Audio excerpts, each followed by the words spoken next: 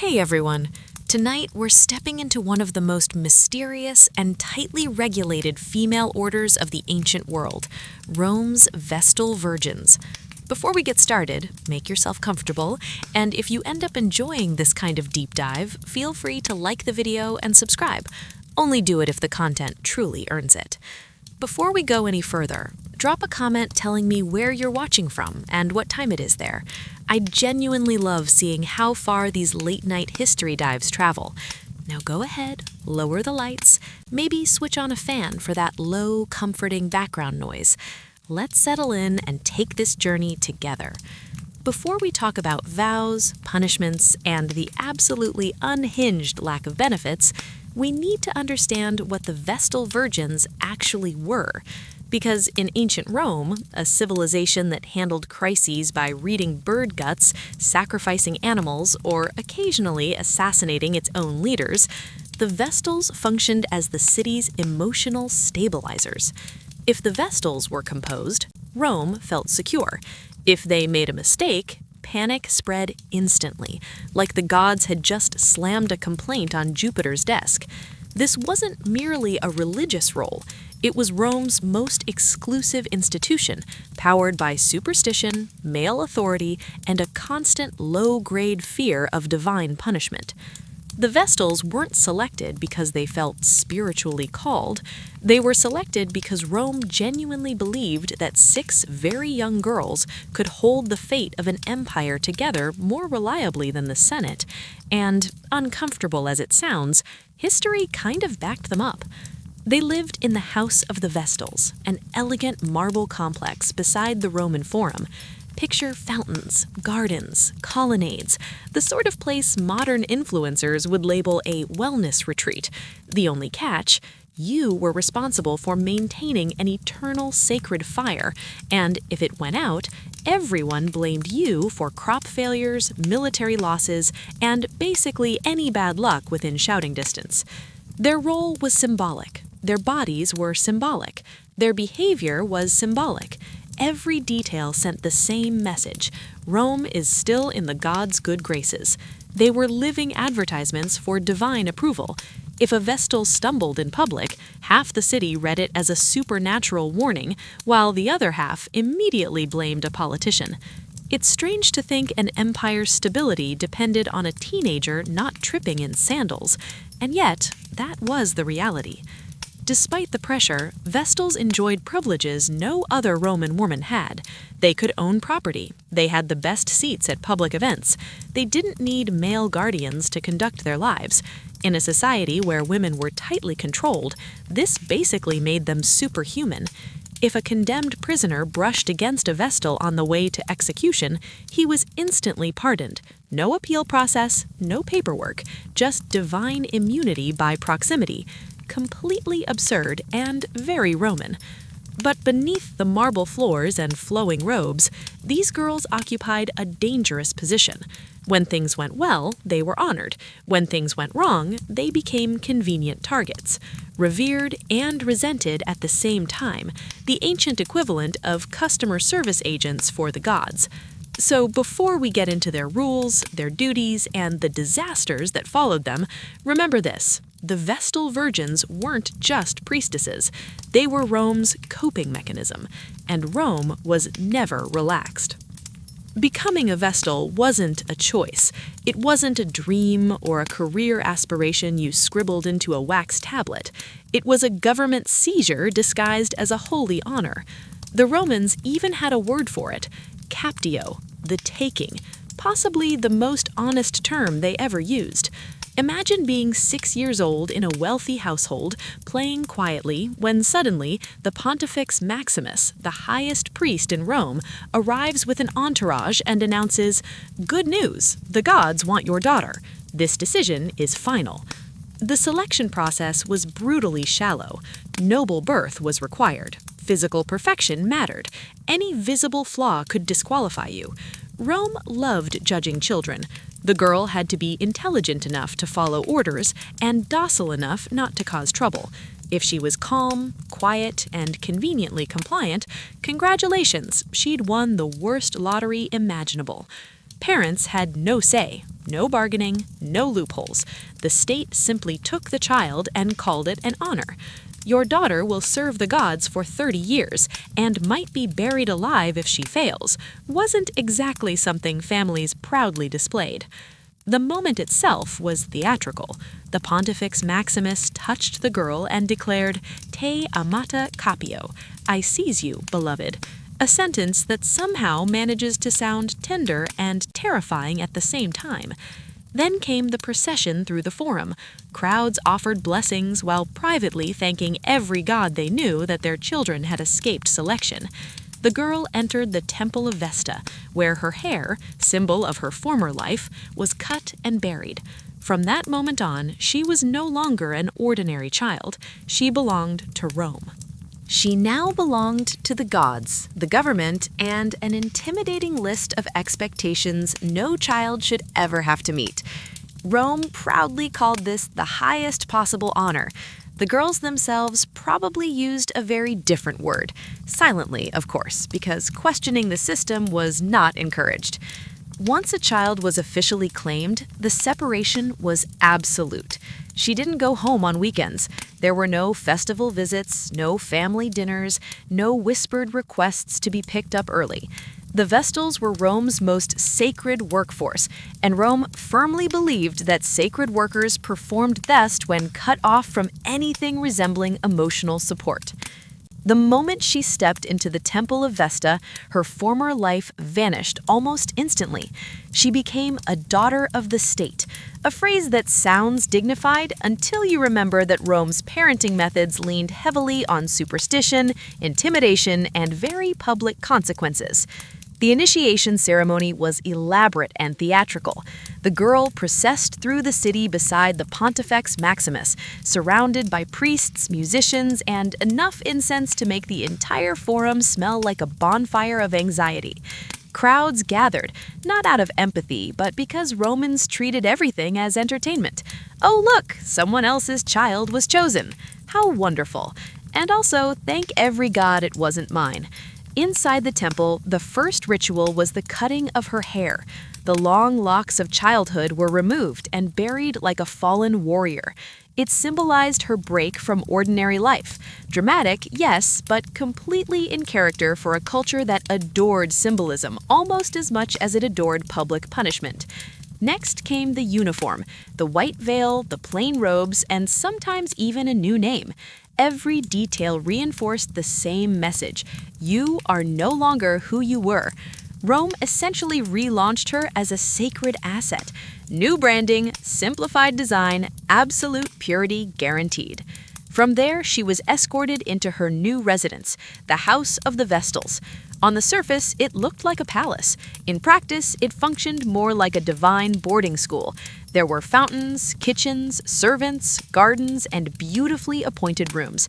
Everything a child could need, except choice. Imagine a place that looked like Hogwarts, except every student was permanently in detention. The complex was lavish, but it was also a cage. Guards monitored entrances. Movement was controlled. Vestals could walk the gardens, halls, and courtyards freely, but the city itself, just steps away, might as well have been another world.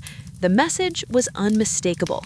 You have comfort, status, and protection, but your former life is gone. Strangely, many families considered this an advantage. Their daughter was now sacred, untouchable, and living in luxury most aristocrats could only dream of. Parents boasted about it over dinner. Our daughter? Oh yes, she's a Vestal, just quietly holding the fate of the empire in her hands. Leaving home was both an elevation and a sentence. The Romans were remarkably skilled at creating arrangements that felt like both at once. And the house itself truly was breathtaking. Marble floors gleamed beneath arched colonnades. Sculpted fountains bubbled softly. Gardens bloomed like something out of a spa brochure. Rooms were spacious enough for your own thoughts and fears to echo. On paper, it was paradise. In reality, it was a gilded 5-star enclosure overseen by priests who worried that smiling at the wrong moment might offend a goddess. Positioned right beside the Roman Forum, the house served a constant symbolic purpose. The Vestals watched the heart of Rome, and Rome never stopped watching them. Picture living in a luxury apartment overlooking the busiest square in the world, except your lease agreement reads, "Stay here, obey perfectly, or face divine consequences."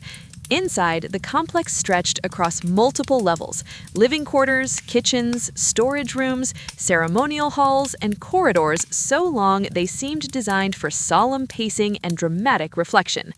At the center sat a peaceful courtyard with a pool and garden where young Vestals could walk quietly, contemplating the fact that at 8 years old they were responsible for Rome's spiritual stability. And even in luxury, confinement is still confinement. There were no visible chains, no locked gates, but the fear of breaking sacred law was more than enough to keep everyone in line. The Vestals technically had freedom, so long as they stayed inside the complex. Stepping outside without approval was strongly discouraged, unless you were curious about disciplinary beatings delivered with the enthusiasm only ancient Rome could provide.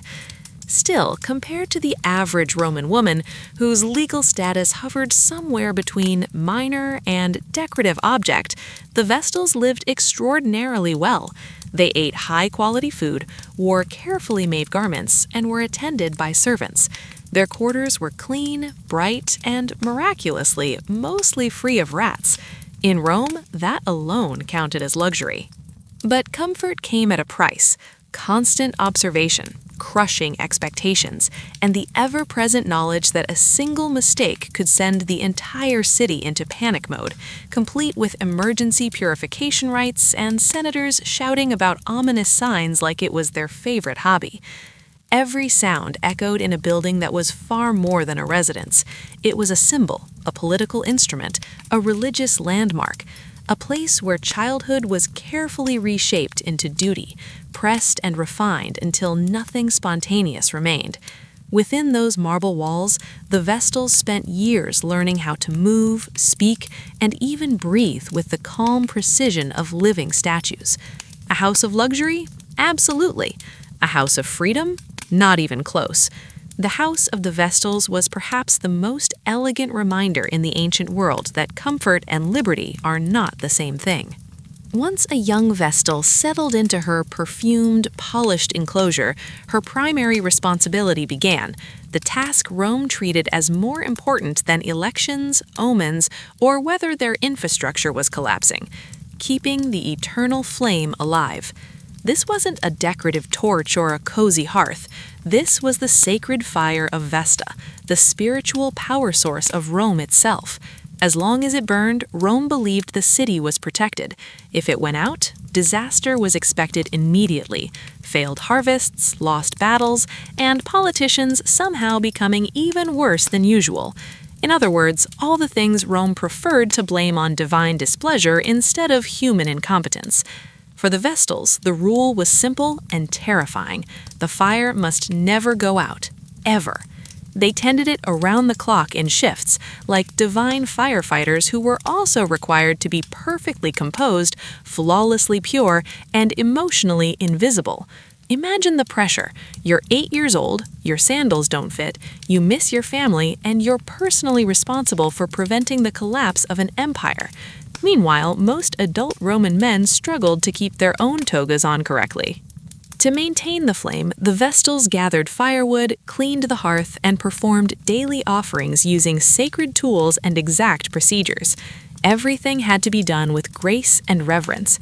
No rushing, no sighing, and absolutely no accidental extinguishing. Because if the fire did go out, it was considered a divine emergency. The Vestal on duty would be punished, officially described as a ritual correction, which everyone knew was Roman shorthand for something much harsher than it sounded. The city would launch into crisis mode: sacrifices, prayers, chants, and frantic speculation about which god had been offended this time, like it was their favorite hobby. And here's the unfair part: the flame didn't always go out because of negligence. Storms happened. Winds shifted. Sometimes the fire just died. But Rome never blamed the gods. Rome blamed the teenage girl holding the broom. Despite these impossible stakes, the Vestals kept the flame burning for over 1,000 years through wars, plagues, political chaos, and whatever unsettling performance Caligula happened to be staging that week. The flame endured because 6 priestesses were deeply motivated not to disappoint a goddess known for dramatic retribution. Before a Vestal was ever allowed near the sacred fire, she endured 10 full years of training, a decade-long immersion in ritual discipline, public perfection, and the delicate art of not offending a deity capable of destroying cities over a misperformed ceremony. Within those marble walls, the Vestals spent years learning how to move, speak, and even breathe with the calm precision of living statues. A house of luxury? Absolutely. A house of freedom? Not even close. The house of the Vestals was perhaps the most elegant reminder in the ancient world that comfort and liberty are not the same thing. They also had to master the art of reading signs from the universe, because nothing ruins a day in Rome faster than misunderstanding why a crow sat on the wrong statue.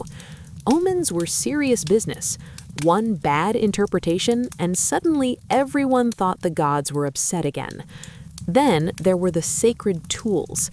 Every object had to be maintained with obsessive care.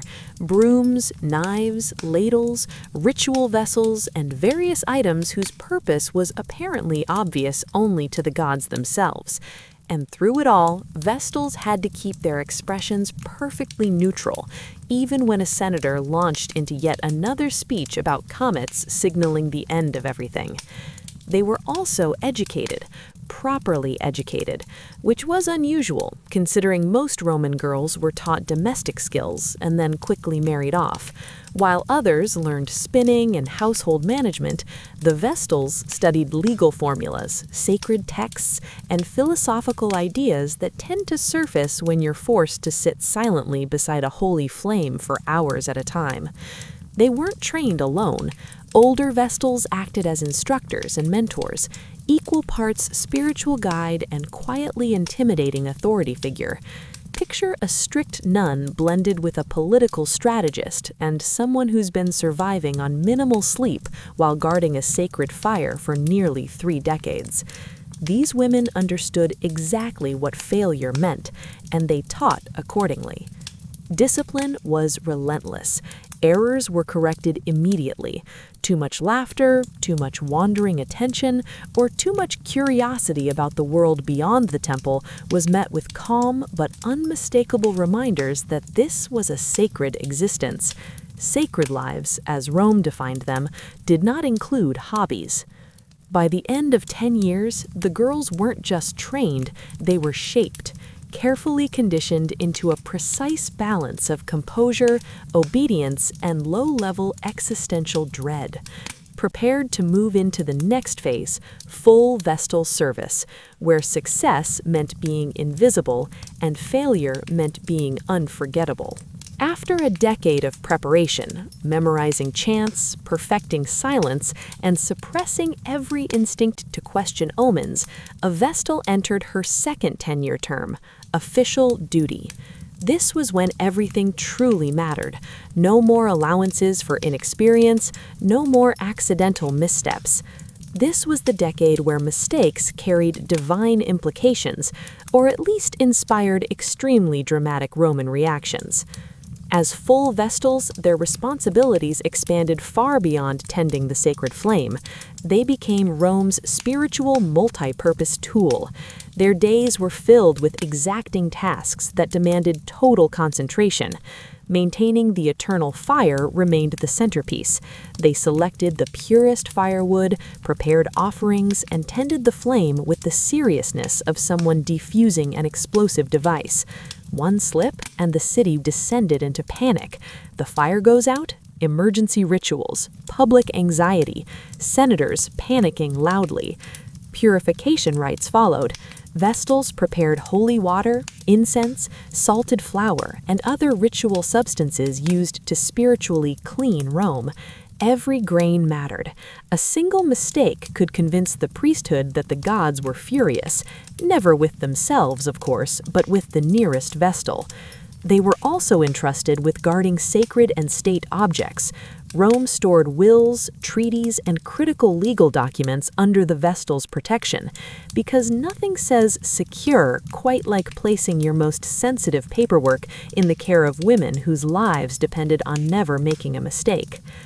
Public ceremonies were another constant. Vestals appeared at festivals, sacrifices, and official events, maintaining flawless composure. Imagine standing inches away from a bull sacrifice without reacting, knowing that even a flinch could be interpreted as divine disapproval. Purity, too, went far beyond the physical. It was symbolic. Their posture, expressions, clothing, movements, even their breathing were scrutinized.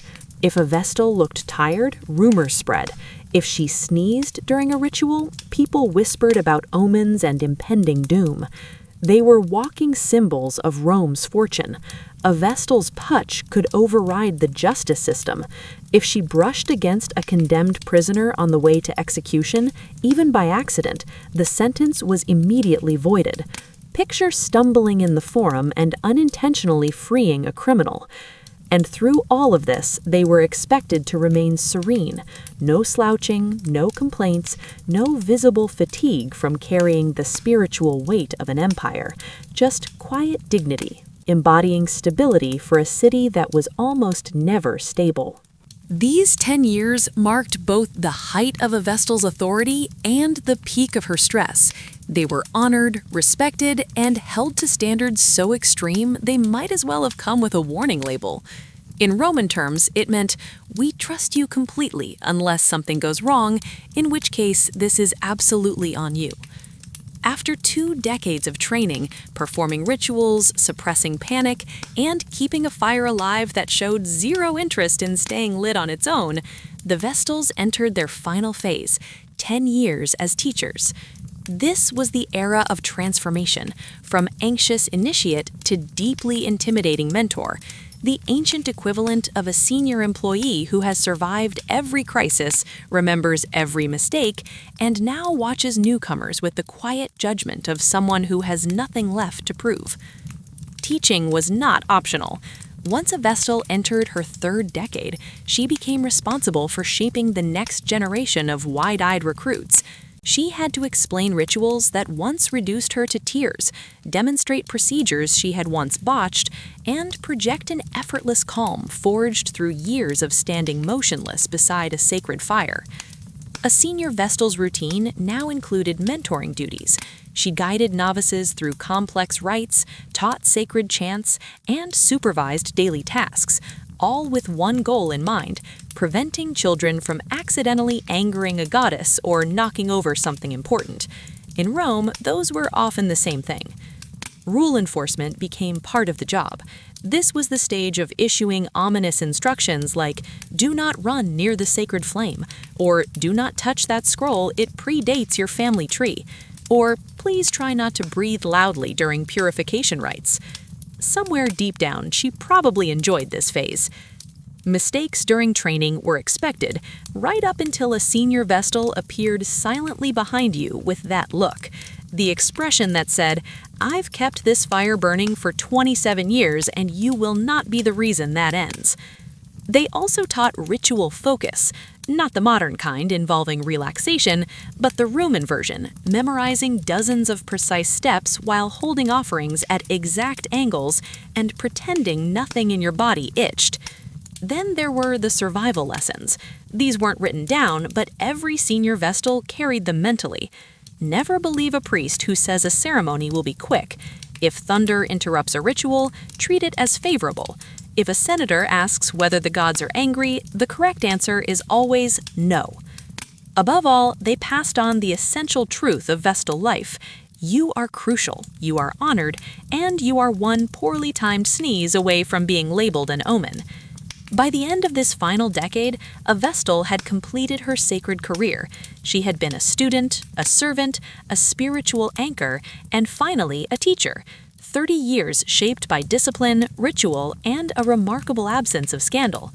And for all the pressure and fear, Vestals enjoyed privileges that made most Roman women look like extras in their own society. Rome loved to claim it honored the Vestals, and in this case, it wasn't exaggerating. These priestesses lived better than most senators, and far better than the average Roman man who spent his days navigating overcrowded baths, questionable wine, and unreliable togas. Their authority was visible the moment they stepped into public space. Vestals moved through the city with a dignity that even powerful officials respected. While ordinary women required male guardians to accompany them, Vestals walked freely and independently. In a society where women were legally closer to property than citizens, the Vestals were extraordinary, almost mythic. They received front-row seats of Ames, a privilege typically reserved for elite men. When a Vestal took her place in the arena or circus, the crowd grew noticeably quieter. Her presence signaled that the gods themselves were watching. And their influence wasn't symbolic alone. Vestals held the power to save lives.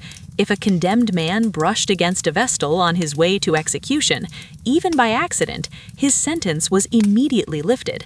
Imagine possessing the authority to cancel an execution simply by being present. That level of power was something even Rome's politicians could only envy. They also enjoyed something almost unheard of for Roman women: financial independence. Vestals could own land, draft wills, and manage their own money. While most women needed a male guardian to approve even minor transactions, Vestals negotiated contracts and accumulated property like seasoned investors. Rome treated them as fully competent adults while treating nearly everyone else like they might wander into traffic unsupervised. Even the courts deferred to them. A Vestal's testimony carried extraordinary authority, not because she was presumed flawless, but because Romans believed the goddess Vesta herself stood behind her words. No pressure there, just the assumption that whatever you said echoed divine truth. But this power always came with an edge. The Vestals were honored because Rome considered them essential, and they were essential because Romans were convinced disaster was always lurking just out of sight. Every privilege came with the knowledge that a single misunderstood gesture could turn a Vestal into a bad omen. They were admired, feared, and constantly observed by citizens, priests, and supposedly by Vesta herself. If there was one rule Rome guarded more fiercely than the sacred flame, it was a Vestal's vow of chastity. The Romans treated this requirement with the seriousness usually reserved for war declarations or interpreting the behavior of a deeply uncooperative chicken.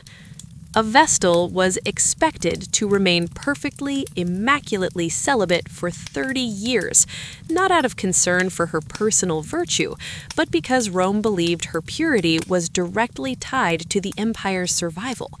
No one ever explained how one woman's private life could destabilize a city of 1 million people, but Roman religion was never slowed down by logic.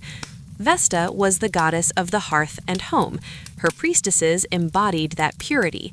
If one broke her vow, the thinking went, the spiritual foundation of Rome cracked. The city acted as if the Vestals were holding a cosmic tower together through discipline and chastity alone. The expectations were relentless. Vestals lived under constant scrutiny, surrounded by rules and the unshakable sense that someone, mortal or divine, was always watching. Yes, they could walk freely through the city, but freedom loses its meaning when strangers are examining your expression for signs of scandal. A stumble in the street could inspire whispers, a smile at the wrong moment, suspicious. A prolonged glance during a festival, Senate-level concern. Meanwhile, Roman men faced no such standards. Senators could collect wives, lovers, and questionable companions without consequence. But if a Vestal so much as appeared interested in someone, priests began thinking in terms of consequences. The double standard was so obvious, even ancient writers noticed it. Chastity wasn't just about avoiding relationships, it meant avoiding appearances.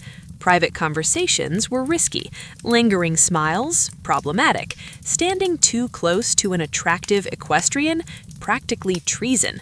Vestals weren't simply celibate, they were expected to function as living symbols, gliding through life like sacred statues who occasionally tended a fire. And there were no second chances. A single accusation, true or not, could end everything. Rome placed the Vestals on such a high pedestal that any fall was devastating. That was the paradox of Vestal life, absolute honor balanced against absolute ruin. If a Vestal violated her vow, Rome didn't treat it as a personal failing or even a scandal. It became a cosmic emergency. Romans believed her purity was part of the city's spiritual life support system. If it failed, the response had to be dramatic. And because Rome never did settle, the punishment was infamous: burial alive. Yes, alive. But even here, Roman civilization demanded a technicality. Vestals were sacred and couldn't be legally executed, so Rome engineered a loophole so chilling it feels almost worse. The condemned woman was placed in an underground chamber, furnished with a bed, a lamp, water, and a small amount of food, and then sealed inside. Rome could claim it hadn't killed her. The gods, supposedly, would decide the rest. Officially, Rome wasn't executing her. It was merely placing her somewhere she would eventually die without assistance, a technical distinction the Romans found extremely comforting. Few civilizations worked harder to dress brutality up as procedure. The process began with a public hearing. The accused Vestals stood before the Pontifex Maximus, wrapped in white robes meant to symbolize purity, now heavy with fear. Questions were asked not so much to uncover truth, but to complete the ritual. Once Rome sensed scandal, accuracy became negotiable. She could insist on her innocence until her voice gave out. It rarely mattered. A failed harvest, a sudden eclipse, or an especially uncooperative bird could seal her fate just as easily as proof. In Rome's superstitious logic, coincidence was evidence. The march to the burial site was somber and deliberate. The Vestal was carried in a covered litter, hidden from view. No one was allowed to touch her, not out of mercy, but because even in disgrace, her sacred status remained dangerous. The last thing Rome needed was an accidental pardon occurring en route to an execution. The crowd watched in silence. Nothing enforces public obedience like witnessing the punishment of someone once considered untouchable. As for the man involved, if there was one, his fate was far less ceremonious. He was publicly beaten to death in the Forum, dispatched with the unsettling efficiency Rome applied to most things involving violence. The entire ritual exposed Rome's relationship with the Vestals, indispensable when things went well, expendable the moment superstition turned hostile. If modern politics thrives on scandal, ancient Rome perfected it. Few things electrified the city like rumors of a Vestal breaking her vow. Truth was irrelevant. Partial truth was optional. Fabrication worked just as well. The mere suggestion sent Rome spiraling into moral panic.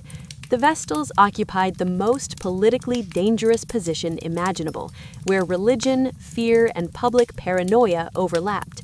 A single tired expression during a ceremony or an ill-timed sneeze could be interpreted as a divine warning. One half of the Senate would declare the gods angry, the other half would seize the opportunity to destroy a rival. Politicians adored Vestal scandals. They were endlessly useful for distracting the public, settling scores, or persuading everyone that Jupiter disliked your opponents more than you.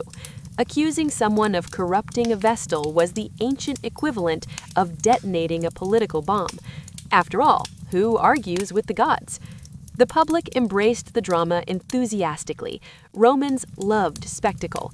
When a Vestal fell under suspicion, the Forum filled with whispered theories and invented signs of divine displeasure: a crooked lightning strike, a disappointing harvest, a crow perched on the wrong temple roof. Clearly, the universe was sending messages, and clearly those messages pointed to the accused Vestal. The city turned into a live, unmoderated conspiracy forum, and the trials, if they can be called that, were closer to performance art. Priests chanted, senators delivered grand speeches. The crowd stared with the same intensity they reserved for gladiatorial games, unaware, or unconcerned, that this spectacle was religion wearing a judicial costume. Evidence was optional, atmosphere was enough. If the year felt unlucky, guilt was assumed. Even innocent Vestals weren't safe. Some were punished to restore public confidence, others to satisfy political grudges, and some simply because Rome refused to accept that disasters could be random.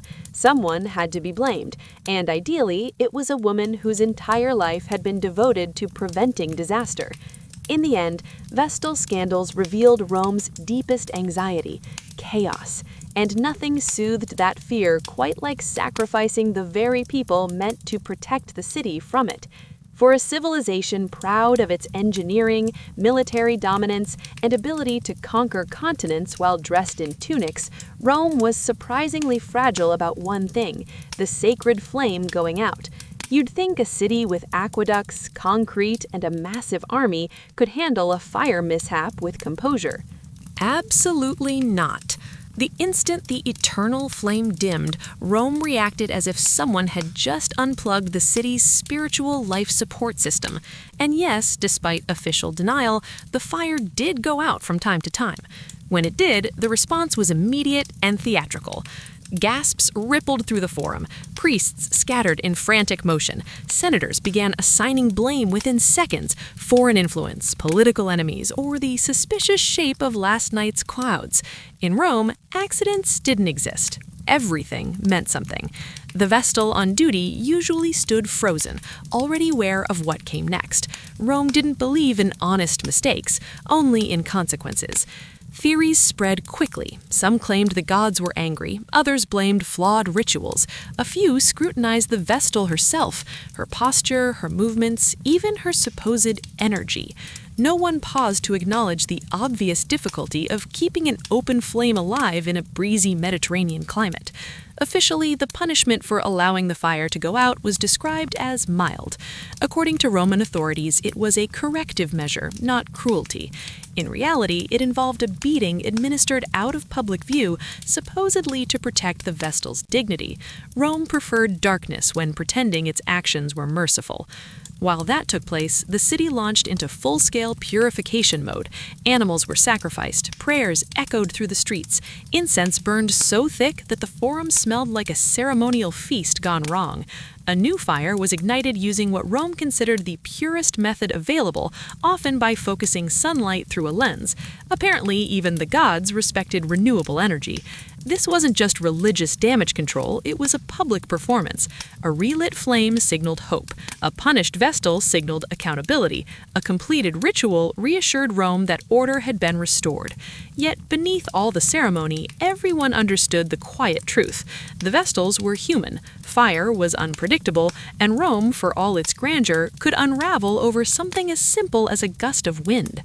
After 30 years of service, 3 decades of tending a dangerously symbolic flame, executing rituals with obsessive precision, and living under the constant shadow of catastrophic punishment, a Vestal reached what must have felt like salvation: retirement.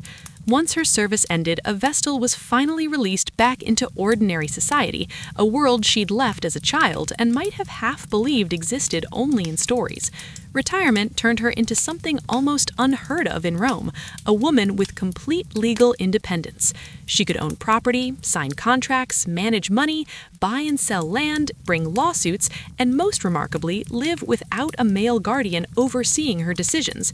In a society where even wealthy women needed approval for everyday actions, former Vestals were walking exceptions to the rule. Many Roman men eagerly sought retired Vestals as wives. After all, what better way to secure good fortune than marrying someone who had spent 30 years safeguarding the city's spiritual well-being? Wealthy suitors lined up, convinced that such a union came with divine favor and a reduced chance of household curses. But here's the reality. Most retired Vestals didn't marry. After decades of autonomy and authority, the idea of submitting to a husband likely felt unbearable. Trading independence for domestic oversight would have seemed like a step backward, not a reward. Imagine surviving 30 years of sacred pressure only to hand your freedom to a man named Publius who wanted help managing his estate. Some who did marry found the transition difficult. Life outside the House of the Vestals was loud, chaotic, and filled with people who had absolutely no sense of ritual discipline. Ordinary citizens ignored omens, mishandled sacred objects, and showed a shocking lack of reverence during festivals. A former Vestal might witness one household mishap and feel the reflexive urge to start a purification ritual. Still, retirement had real pleasures. A former Vestal could walk through the city without being scrutinized like a divine mood ring. She could attend celebrations without worrying that her expression might signal cosmic disaster. She could shop in the market without analyzing the spiritual implications of a piece of fruit. For the first time, she could exist not as a symbol, not as an omen, not as a safeguard for an anxious empire, but simply as a person. Even in retirement, the public never completely released the reverence surrounding former Vestals. People still murmured blessings as they passed. Children stared wide-eyed. Some Romans believed that once you had guarded the sacred flame, a trace of it remained within you forever. And perhaps it did, but now, for the first time, it belonged to her alone. For nearly a millennium, the Vestal virgins stood at the core of Rome's spiritual identity. Through civil wars, political assassinations, plagues, imperial scandals, and emperors who clearly should not have been left unsupervised, the Vestals remained constant. While the city argued, conquered, and collapsed in on itself repeatedly, the flame kept burning. They were stability in a civilization addicted to chaos. But Rome, like all empires, eventually encountered history's favorite force: change. By the late 4th century CE, the empire was undergoing a profound transformation. Christianity was rising rapidly, backed by imperial authority and spreading with the confidence of a belief system that knew it had won the long game. Traditional Roman religion, once inseparable from the state, began losing support, funding, and political relevance. The old gods were quietly sidelined. New doctrines took center stage. And suddenly, a question emerged that would have once been unthinkable. Do we actually still need the eternal flame? In a city that had sacrificed animals over bad omens and blamed celestial moods for political disasters, this was a dangerous line of thought. Then came Emperor Theodosius I, a ruler determined to erase Rome's pagan foundations with decisive efficiency. In 394 CE, he formally abolished the Vestal order. The Temple of Vesta, once the spiritual heartbeat of the city, fell silent. The sacred flame, guarded for generations by disciplined, terrified, unwavering priestesses, was extinguished for the final time. The reaction was uneasy. Traditionalists were appalled. Superstitious citizens waited anxiously for divine retaliation, earthquakes, plagues, thunderbolts streaking the forum. But nothing happened. Crops grew, cities stood, the sky remained stubbornly calm. To the surprise of many, the world didn't end. Life continued, and Rome slowly realized that it would not collapse simply because 6 women were no longer guarding a sacred fire. Still, the symbolic loss was immense. The extinguishing of the flame marked the end of Rome's ancient religious identity. The Vestals, once untouchable figures of reverence and fear, became living remnants of a fading worldview. Some were absorbed into elite households, others disappeared quietly into private life, a few remained in Rome, silent reminders of traditions that no longer held power. The House of the Vestals gradually fell into neglect, its elegant courtyard filled with debris, statues cracked, fountains dried up. The marble halls that once echoed with ritual footsteps and whispered prayers dissolved into ruins, ironically outlasting many Roman marriages. And that is perhaps the most bittersweet truth of all. The Vestal virgins did not disappear because they failed. They ended because Rome changed. Their flame wasn't destroyed by scandal, catastrophe, or divine wrath. It went out because the empire that created it rewrote its identity. The last glow of Vesta's fire faded into history, along with one of the most remarkable sisterhoods the ancient world ever produced. When people imagine the Middle Ages, they often picture battlefields, plagues, or towering stone castles. But beneath that harsh exterior, medieval life was filled with movement, competition, and play. Games and physical challenges shaped identity just as deeply as faith or feudal obligation. In medieval thinking, play wasn't frivolous, it was functional. It built strength, reinforced hierarchy, forged bonds, and tested courage in a world where honor and endurance mattered as much as coin. What made medieval games distinctive was how clearly they reflected class. A peasant and a noble might both be physically capable, but their experiences of sport existed in entirely different realities. For peasants, daily life already demanded relentless physical labor. Farming, hauling water, chopping wood, tending animals, these tasks built strength through necessity. So when villagers gathered to play, their games were communal and rough-edged.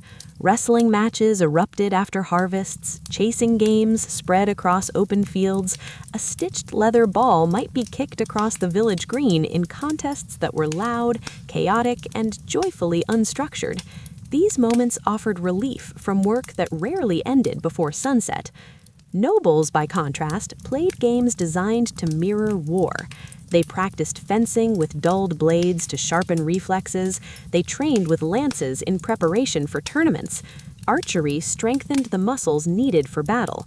Even leisure activities like hunting or falconry doubled as demonstrations of power, discipline, and wealth, requiring land, equipment, and trained animals far beyond the reach of common people.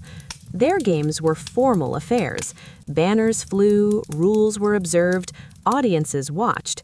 Noble play was warfare rehearsed under controlled conditions, wrapped in ceremony and prestige. Despite these differences, medieval society agreed on one core idea: games revealed character. Victory through brute strength was impressive, but success through strategy, endurance, or courage was admired even more. This belief linked a monk carefully planning his next move in a board game to a young squire practicing sword work under a lord's watchful eye. Even the church, often strict, recognized the value of structured play. Some monasteries permitted games like early chess or tables, believing they sharpened discipline and strategic thinking.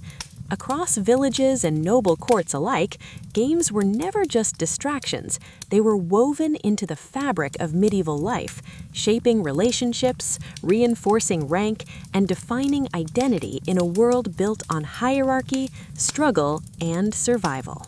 In the Middle Ages, archery wasn't merely a leisure activity. For many, it was a practical necessity, and in some regions, a legal obligation. In England especially, the bow became a great social equalizer, a tool through which commoners could influence the outcomes of wars and defend their homes. Over time, archery evolved into a structured form of competition, blending recreation, military training, and civic duty. For peasants, proficiency with a bow meant survival. A skilled archer could hunt rabbits, birds, or even small deer, providing food for the family during difficult seasons. It was also a means of protection, keeping away raiders, wolves, and rival lords. The bow was relatively accessible, affordable, and didn't require noble birth, which helped embed it deeply in village life. On Sundays or feast days, villagers gathered in open fields to test their aim, often wagering small prizes, bread, ale, or the simple glory of being the best archer. These competitions were lively affairs, full of laughter, teasing, and the satisfying thwack of arrows hitting wooden targets. For the crown, archery was strategic. English monarchs famously mandated that all able-bodied men practice regularly, sometimes banning other games like dice or football in favor of shooting practice. A well-trained corps of archers could turn the tide of battle, a fact proven at historic clashes like Crécy, Poitiers, and Agincourt, where ordinary archers humbled heavily armored knights. Mastering the longbow demanded incredible physical strength. Some bows required over 100 pounds of draw weight, conditioning not just the arms, but the back, shoulders, and core. Archers developed a distinctive asymmetry in their muscularity, a trait visible even in surviving skeletal remains. Competition became a form of training as well as sport, sharpening endurance, patience, and instinct through countless hours spent outdoors. Among the nobility, archery took on a different tone. Recurved bows were preferred for hunting and ceremonial displays rather than battlefield use. Activities like mounted archery, falconry demonstrations, or precise target shooting at court festivals emphasized grace, poise, and elegance. Across all classes, archery represented discipline and control. Each draw tested balance, breath, and focus. Hitting a target wasn't merely a mark of skill, it was a statement of character in a society where competence could mean survival. While archery demonstrated precision and discipline, wrestling showcased raw, unfiltered strength. This was the arena of peasants, laborers, shepherds, and itinerant travelers, a test of muscle, balance, and sheer determination. Wrestling required no special gear, training halls, or noble lineage, just open space, two willing opponents, and spectators eager for both sport and spectacle. Matches often took place during festivals, market days, or feast celebrations. After long hours of work, men challenged one another to bouts that mixed competition with social theater. Stakes could be a jug of ale, a loaf of bread, a playful kiss from a ribbon-giving maiden, or simply the pride of being the village's strongest. Most contests followed informal rules: no striking, biting, or gouging. Victory was achieved by throwing the opponent to the ground or forcing submission. Even with these limits, wrestling could be brutal, leaving bruises, sprains, and occasionally broken bones. The physical demands of peasant life naturally conditioned bodies for grappling, making wrestling a valuable outlet for tension and a way to resolve conflicts without escalating to deadly violence. An insult at the tavern might be settled with a match in the dirt instead of swords or daggers. Winning brought prestige, losing brought laughter, teasing, and sometimes a round of drinks to the victor. The upper classes also engaged in wrestling, though their version was more formalized and ceremonial, emphasizing technique, decorum, and the display of controlled strength rather than the raw intensity of peasant contests. Knights didn't just practice swordplay, they also trained in grappling, learning to throw opponents while armored, or to fight effectively once dismounted in battle. Manuals from the German School of Combat documented specific holds, locks, and techniques for armored wrestling, a clear reminder that beneath the polish of chivalry, medieval combat could be intensely personal and physically demanding. Across Europe, regional wrestling styles reflected local traditions. Cornish wrestling favored specialized jackets, Breton wrestling emphasized sweeping throws, and Scandinavian wrestling traced its roots to Viking training. Despite these differences, the core of the sport remained universal: two people testing their strength, skill, and courage through sheer physical effort. In a world without gyms or fitness studios, wrestling served multiple roles at once. It built strength, honed martial skill, entertained communities, and fostered social bonds. It revealed character, settled grudges, and strengthened friendships, all while providing a raw, visceral experience of life in a physically demanding world. If wrestling represented brute force and archery symbolized discipline, medieval football embodied pure chaos, and it belonged almost entirely to the common people. Loud, muddy, exuberant, and occasionally perilous, this football bore little resemblance to modern organized sports. Forget referees, uniforms, or fixed rules. It was closer to a village-wide melee, with a ball somewhere under the mass of players, and everyone participating in the scrum.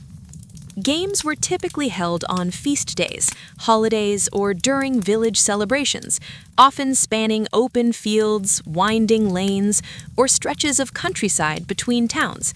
The objective was simple: move the ball to a designated target, perhaps a church door, a riverbank, or even the opposing village's square. Teams could consist of 10 people or hundreds. Boundaries were fluid, and the action frequently spilled into barns, rivers, or the occasional marketplace. The only rule everyone tacitly agreed upon was to try not to kill anyone, though even that guideline was loosely observed. Contact was not just allowed, it was expected. Tackling, shoving, grappling, and occasional wardrobe damage were all part of the fun. Losing a shoe, tearing a tunic, or face-planting into a puddle of mud was simply part of the experience. Injuries were common: broken noses, sprained ankles, fractured ribs, but laughter, cheering, and communal excitement outweighed the dangers. The ball itself was equally improvisational. It could be an inflated animal bladder, a bundle of tightly wrapped cloth, or anything vaguely round. Villagers sometimes soaked it in water to increase difficulty, or adorned it with ribbons and charms for luck. Beyond the chaos, football served a deeper social purpose. It strengthened community bonds, released tension from daily toil, and reinforced local identity. Victory brought pride, defeat brought teasing, playful complaints, and determination to win next time. Kings and nobles occasionally tried to ban the game, condemning it as violent, disorderly, and a distraction from archery drills. Yet the people largely ignored these edicts. The game belonged to them. For peasants laboring under demanding schedules and strict lords, medieval football offered an almost sacred reprieve: a few hours of unrestrained freedom, muddy camaraderie, and a rare chance to feel empowered. While peasants wrestled in the fields and chased chaotic footballs, nobles engaged in their own brand of play, sports that emphasized elegance, control, and public display. Archery for them became an art form. Hunting and falconry were as much about grace and spectacle as utility. Their contests reinforced social hierarchies, showcasing wealth, skill, and cultivated poise, an entirely different world of play from the rowdy competitions of the village. Among the favorite pastimes of the nobility, hawking and hunting stood out as the pinnacle of aristocratic recreation, blending physical skill, elegance, and a clear statement of social status. These were never casual sports. Riding through a forest with a trained falcon perched on your glove, or a pack of hounds racing ahead, sent a silent but unmistakable message: this was a person of privilege and authority. Falconry, or hawking, held a special place in noble culture. Training a bird of prey demanded patience, precision, and surprising tenderness. A falcon, goshawk, or peregrine had to be carefully fed, gradually acclimated to the hood that calmed it, and rewarded at precisely the right moments. The bond between bird and handler could take months to form. When the hunt finally began, watching the falcon swoop from the sky and strike its prey with lightning speed was as much a triumph of skill and intelligence as it was a display of refinement. Hunting on horseback, by contrast, was a more vigorous spectacle. Noble riders navigated forests at speed, following horn calls and packs of hounds through underbrush, across streams, and over fallen logs. Deer, boar, or foxes were driven into the open by beaters and dogs, offering the hunters a chance to demonstrate courage, agility, and mastery over their mounts. The chase itself was thrilling, a combination of athleticism and theater. These pursuits also reinforced social hierarchies. Hunting rights were strictly regulated. Only nobles could pursue certain animals on designated lands. A peasant caught poaching risked severe penalties, fines, imprisonment, or even mutilation in the harshest regions. Every detail, from the hounds to the attire, embroidered tunics, feathered caps, polished boots, advertised status. Beyond sport, these activities honed skills transferable to battle. Tracking, riding swiftly, and reacting to sudden movement trained reflexes and observation, giving a noble a tactical edge on the battlefield. If hawking and hunting were performances of prestige, tournaments were their thunderous public crescendo. Medieval tournaments combined elements of pageantry, combat training, and sheer spectacle. Knights didn't participate merely for amusement, they competed for fame, fortune, and the admiration of the courts. For commoners, the tournaments were thrilling displays of martial power and drama, the closest they would come to witnessing genuine chivalric combat. Preparations began weeks in advance. Open fields were transformed into arenas brimming with colorful tents, fluttering banners, and heraldic emblems. Merchants set up stalls selling roasted meats, sweet treats, ribbons in family colors, and crude souvenirs. Minstrels tuned lutes while jugglers and acrobats practiced for the arriving crowd. The nobles arrived in procession, draped in embroidered garments and shimmering silk cloaks. The knights, armored and disciplined, took their places at the heart of the event, ready to compete.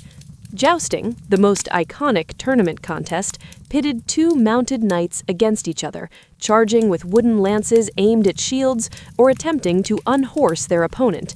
The impact resounded like thunder. Wood splintered, horses reared, and the crowd erupted. Each pass required precision, bravery, and nerves of steel. A single misstep could lead to serious injury or a ruined reputation. Tournaments also included melee battles, chaotic yet structured fights testing both strategy and skill. Knights clashed with swords and shields, grappling amid clouds of dust. Though weapons were blunted, injuries were frequent, adding an edge of real danger to the controlled spectacle. In every sense, these events combined athleticism, drama, and social signaling. Play for the nobility was never simple. It was a full-throttle performance of power, prestige, and skill.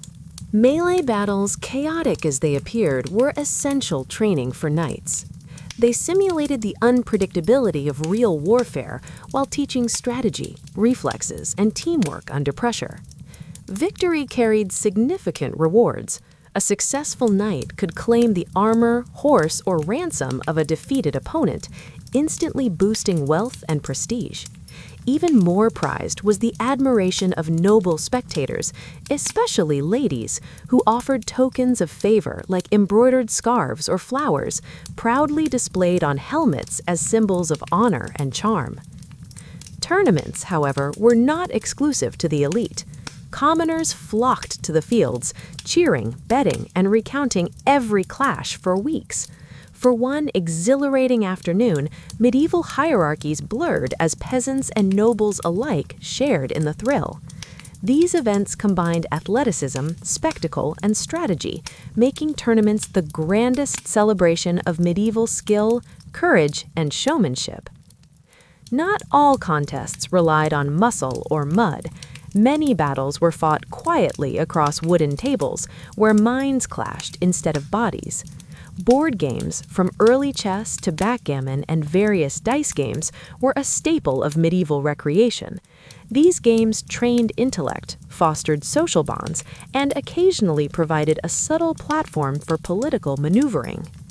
Chess, introduced to Europe through the Islamic world, became a favorite among the nobility. The ranks of pawns, knights, bishops, and queens mirrored feudal society, giving the game symbolic as well as strategic meaning. Mastering chess demonstrated intelligence, patience, and foresight, virtues prized in court life. A nobleman with skill on the board could impress peers as effectively as through swordplay or horsemanship. In some courts, chess also served diplomatic purposes, allowing rivals to test one another's minds and strengthen alliances over hours of quiet, calculated play. Monasteries, too, embraced games. Far from joyless, disciplined life, monks engaged in chess or nefertottle as exercises in strategy, concentration, and mental agility. Abbots encouraged play, viewing it as preparation for spiritual study. Contemplating a clever move was akin to contemplating a theological dilemma. Dice games, in contrast, thrived in taverns, inns, and back alleys. Peasants, soldiers, and merchants risked small wagers with bone-carved cubes, clattering loudly across rough tables. These fast, noisy games could spark heated arguments, laughter, or even brawls. Authorities frowned on dice, seeing them as distractions from labor and morality, but the allure of chance was irresistible.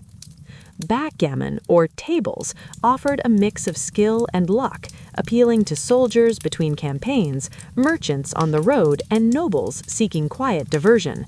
Across monasteries, taverns, and halls, board games were the medieval counterpart to physical sport, a test of strategy and patience that united people across social strata. While adults fenced, hunted, and wrestled, children shaped their own worlds through play, a mix of imagination, imitation, and skill building. Childhood in the Middle Ages was brief. Many began work at 7 or 8, yet play remained vital, teaching coordination, courage, creativity, and social skills before the demands of adult life. Children improvised with whatever they had. Wealthy households offered carved wooden toys, miniature shields, cloth dolls, toy horses, and padded leather swords, giving noble boys practice in martial arts and castle defense, and noble girls lessons in etiquette and courtly behavior through reenacted feasts and festivals. Village children relied on resourcefulness and nature. Sticks, mud, straw, and stones became tools of imagination. Rag balls, dolls tied to reeds, curved branches as bows.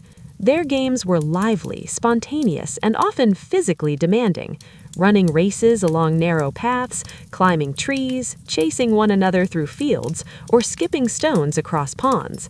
In every corner of medieval life, play was never idle. It was preparation, training, and joy intertwined. One of the most beloved games among medieval children was Blind Man's Buff. A blindfolded child stumbled through yards or fields, reaching out to catch friends guided only by sound, filling the air with laughter, shrieks, and gleeful confusion. Youngsters also mimicked adult activities. Boys wrestled in soft dirt or practiced shooting blunt arrows at straw targets, honing skill and coordination through imitation. Girls played with equal enthusiasm, rolling hoops, skipping stones, singing in circles, or joining games of tag.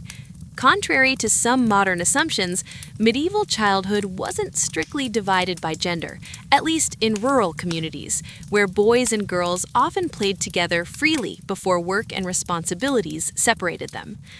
Board games and storytelling were integral to childhood recreation. Simple dice games taught arithmetic and probability, while riddles, songs, and tales preserved local folklore.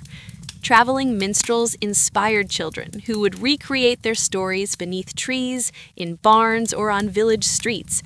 Even chores became games. Fetching water could turn into a race, minding geese became a mock battle against an imagined army, and sweeping a courtyard offered the chance to draw elaborate patterns in the dust.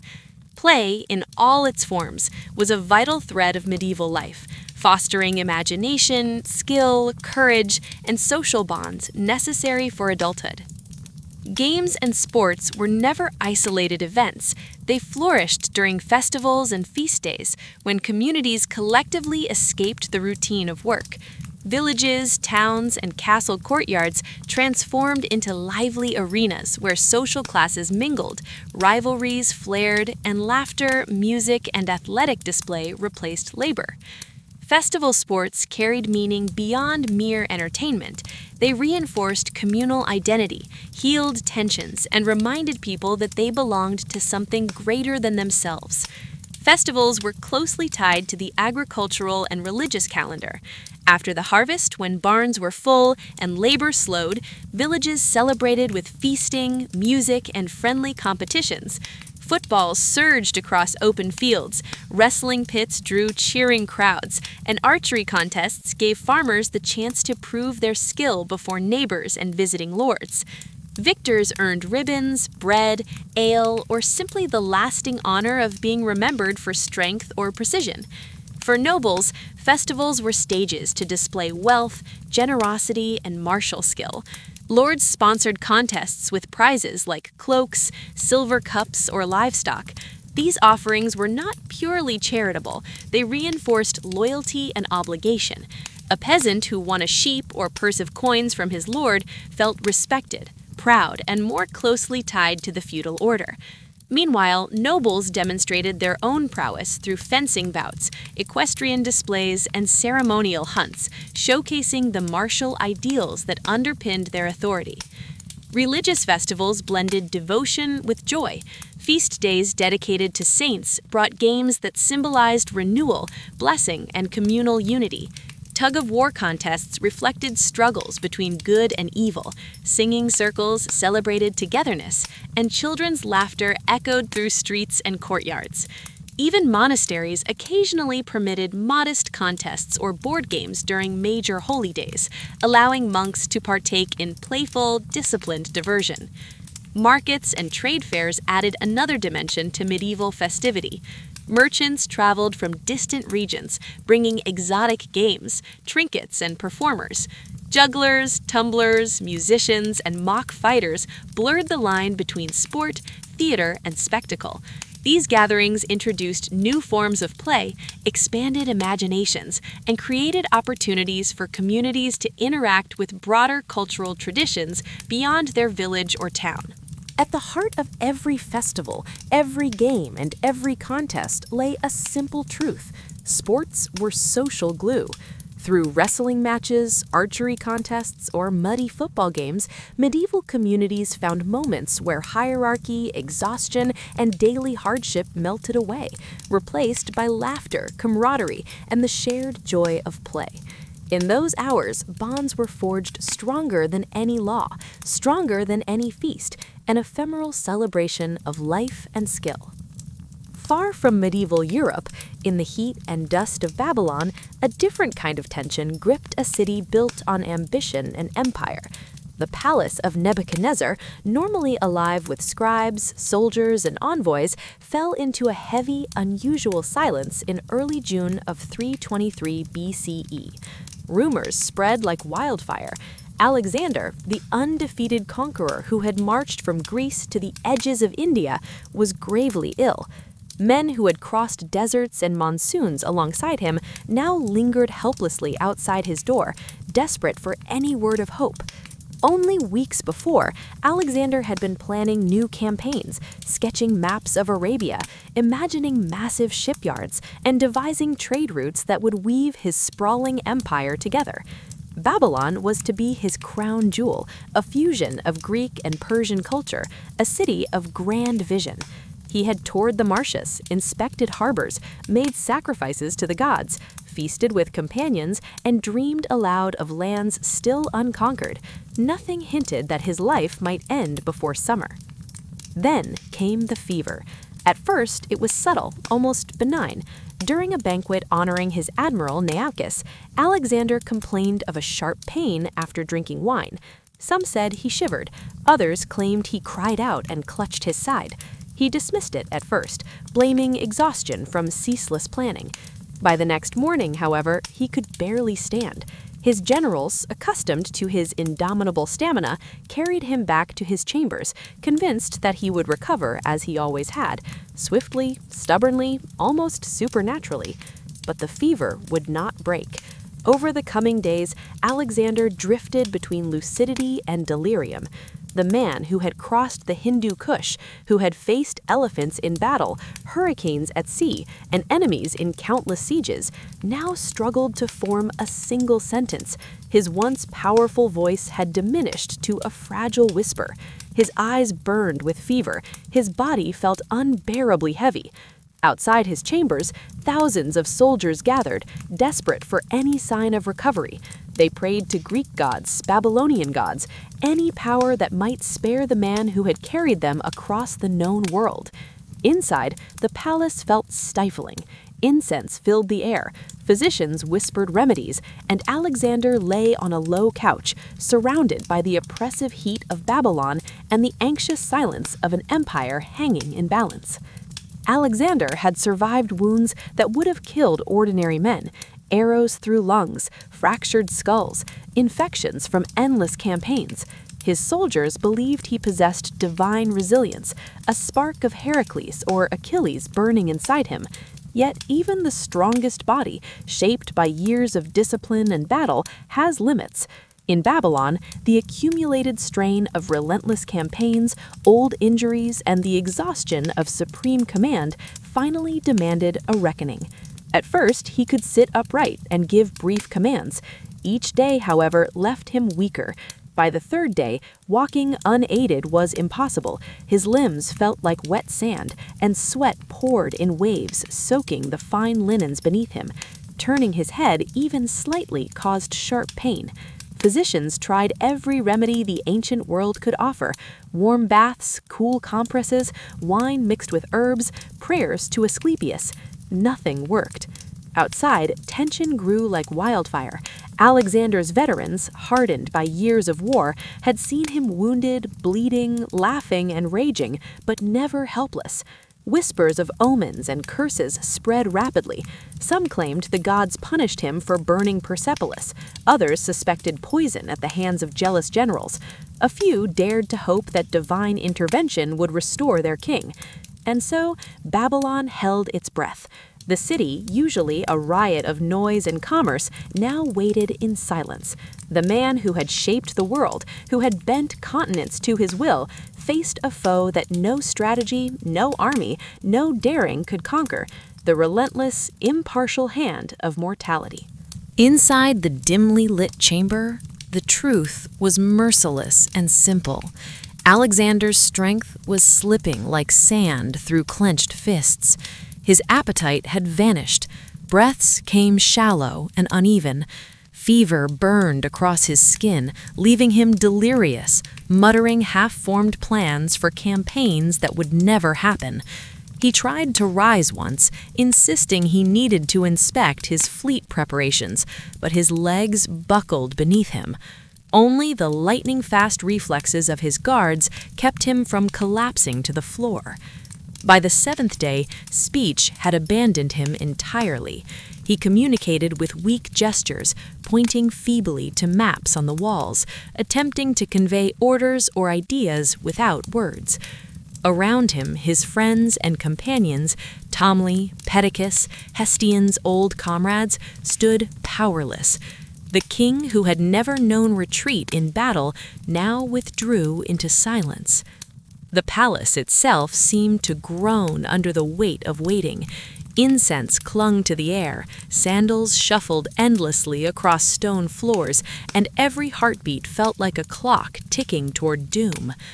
Outside the royal chambers, the rumor spread like wildfire. Alexander's condition was no longer merely troubling, it was fatal. The conqueror of Asia, the man who had outrun death time and again, was finally being overtaken. As the fever deepened, so did the panic.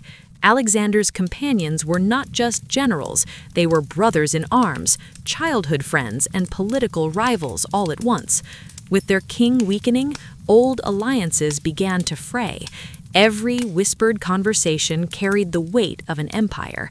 Every glance hinted at suspicion, fear, or ambition.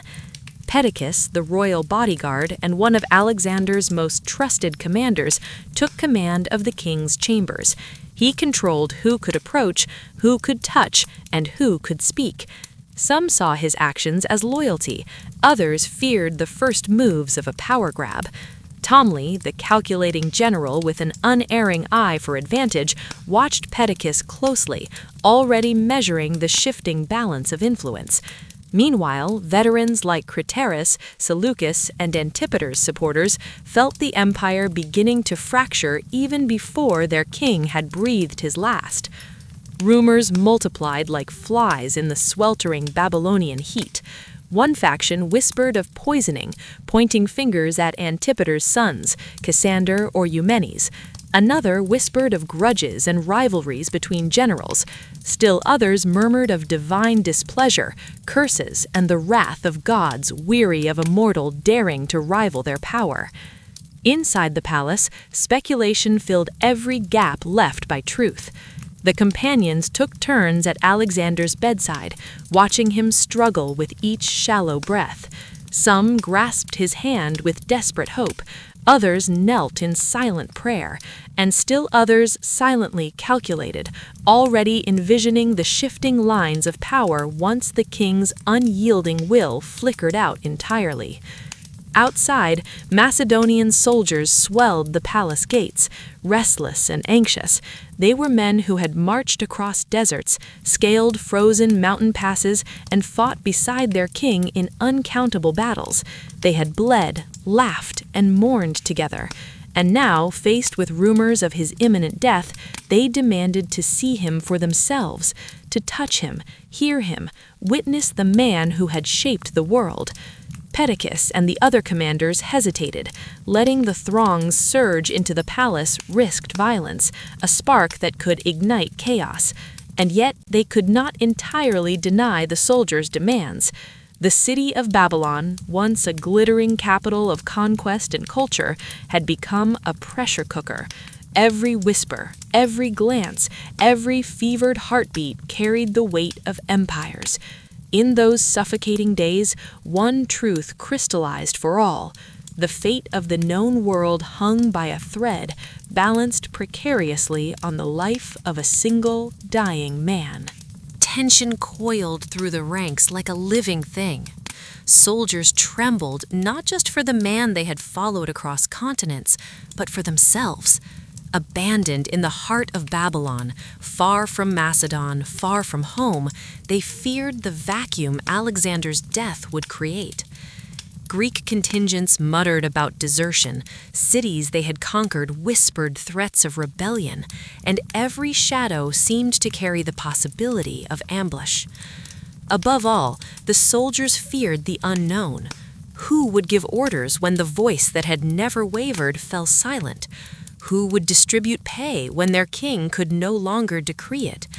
Who would guide them back across deserts, rivers, and mountains to the lives they had left behind? It was a volatile brew, loyalty teetering on the edge of panic, discipline dissolving into anxiety, devotion cracking under the weight of uncertainty. Every glance became a question, every murmur a spark waiting to ignite. The army, once an unstoppable force under Alexander's command, now felt like a caged storm, restless and dangerous. When the generals tried to keep the troops from the palace, a roar erupted like a wave crashing against stone walls. Men accused their commanders of lies, of scheming to seize power while their king weakened. Stones flew, shouts of Alexander's name tore through the air, raw, unfiltered, desperate. Shields were beaten in rhythm with fists pounding on armor, voices hoarse but unyielding. Tensions snapped when a line of infantrymen surged toward the palace gates, only to be halted by the elite royal guard. For a heartbeat, swords gleamed in the sun, ready to strike. Only the shared reverence for Alexander's name held the clash at bay. Finally, the commanders, understanding the danger of open mutiny, relented. A scene unfolded that would be etched into history. The dying king, fragile and shrunken by fever, was lifted onto a stretcher. He could barely move, could not speak, yet he raised a hand, a slow, deliberate acknowledgement to the thousands outside. Hardened veterans wept openly. Some fell to their knees. Some whispered frantic prayers. Some simply stared, unable to process the mixture of grief and awe. That single gesture held a power no words could convey. Alexander was dying, yet he remained their anchor, their bond.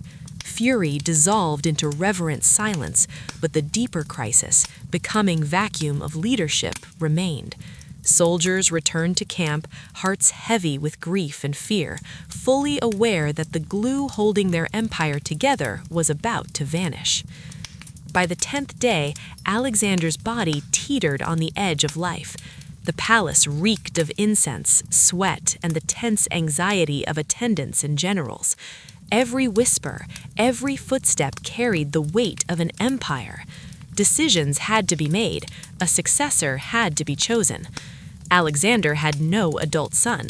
Roxana, his wife, carried a child, but its sex was unknown. His half-brother Aridaeus was alive, but unfit, his mind impaired.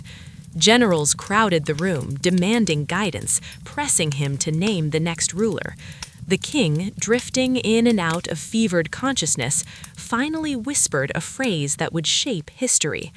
"To the strongest." The words were faint, barely audible. Some claimed they heard nothing. Others swore he said another name entirely. But the version that endured, passed down by those closest to him, was simple and devastating. Alexander left his empire to strength, not blood. The phrase ignited the ambitions of his companions. Warriors who had conquered continents now faced a different battlefield, each other. They would fight for dominance, their loyalty fractured, guided only by their own power and cunning. Alexander's brilliance lay in knowing they would carry his empire forward, but at a cost. Even in his final moments, he thought like a king. When asked about his funeral, he requested to be laid to rest in the sanctuary of Ammon at Siwa, a place linking his life and death to divine authority. Symbolism and legacy were his final commands. Then his voice faltered, his eyes dimmed, breath became a rasp, then slowed. Outside, the army waited, unaware that the man who had united their world was slipping from it forever. At 32, Alexander the Great died. Babylon fell silent.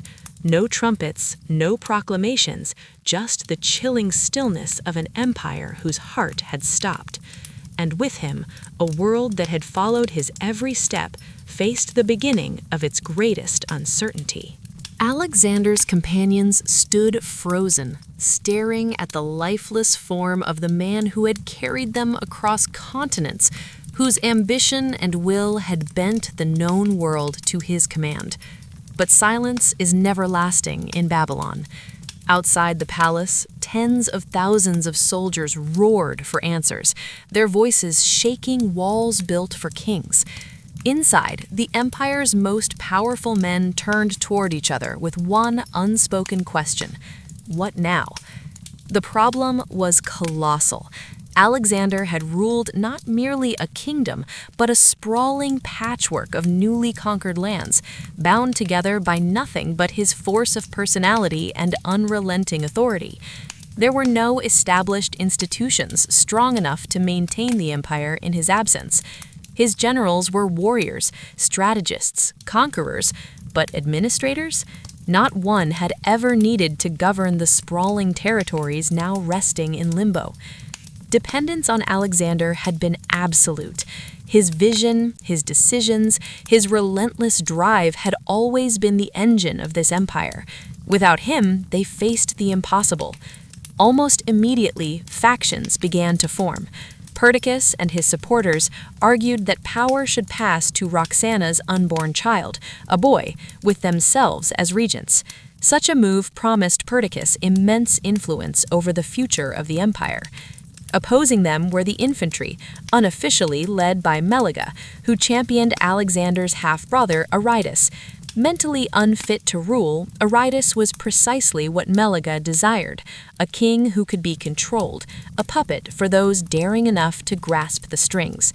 Arguments escalated into shouting, threats, and veiled accusations. Even before Alexander's body had cooled, the men who had marched together to the edges of the world were already dividing it in their minds. The corridors of Babylon echoed with fury. Generals stormed from meetings in rage, plotting in shadowed corners. Whispers of partition, once unthinkable, slipped into conversations. Soldiers, meanwhile, grew restless, their loyalty fraying.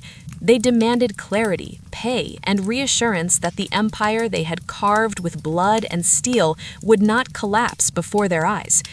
For days, negotiations balanced on a knife's edge, violence hovering just beneath the surface. Without Alexander's guiding presence, the golden thread of his empire began to unravel. The unity he had forged in battle splintered almost instantly. What had been a coalition of unparalleled commanders became rival factions, each convinced it alone was entitled to inherit the world. History would remember them as the Diadachi, the successors, and their struggle would ignite nearly 4 decades of war. The first sparks ignited in Babylon itself. Perdiccas, appointed regent over both Aridus and Roxana's unborn child, claimed supreme authority. While some officers complied, others bristled at the concentration of power. Meleagha, emboldened and unwilling to yield, stormed the palace with his troops, demanding Aridus be crowned immediately. The halls where Alexander had drawn his last breaths teetered on the brink of massacre. Perdiccas acted decisively. He quelled the uprising, arresting and executing Meleagha, sending a clear, brutal message to any who dared challenge him. Yet even this show of force could not restore trust. Suspicion now governed every conversation. The companions, once bound by camaraderie and shared conquest, circled each other like wolves, each eyeing the others for weakness.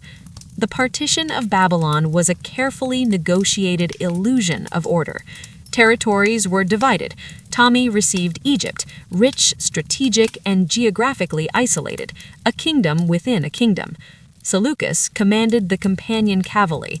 Antigonus took Phrygia and Asia Minor. Lysimachus claimed Thrace. Polite smiles masked burning ambition. Alexander had united the known world in a single vision. His successors were preparing to tear it apart. Perdiccas, determined to maintain central authority, quickly found himself at odds with the rising powers. Ptolemy struck first, defying his former comrade openly by hijacking Alexander's funeral procession, diverting the king's body to Egypt, a symbolic seizure meant to legitimize his claim. Babylon, once the heart of a unified empire, had become a chessboard of ambition, each successor moving pieces with cold calculation. The empire Alexander had built with a lifetime of blood and genius teetered on the edge, not from conquest or rebellion, but from the human ambitions his absence had unleashed. Perdiccas seethed, a fury that would eventually consume him, but the wars of the Diadochi were never just about power. They were deeply personal. These men had shared tents, battled by side, and faced the relentless dangers of conquest together for over a decade. They knew one another's strengths, weaknesses, and secrets. Rivalries were born of old grudges, simmering jealousies, and conflicting interpretations of Alexander's vision. Every clash, every campaign carried not just ambition, but the desperate desire to be recognized as the true heir to his legend. Even in death, Alexander refused to rest. His corpse became the most coveted prize in the ancient world, a symbol of political legitimacy, divine sanction, and the right to claim his mantle.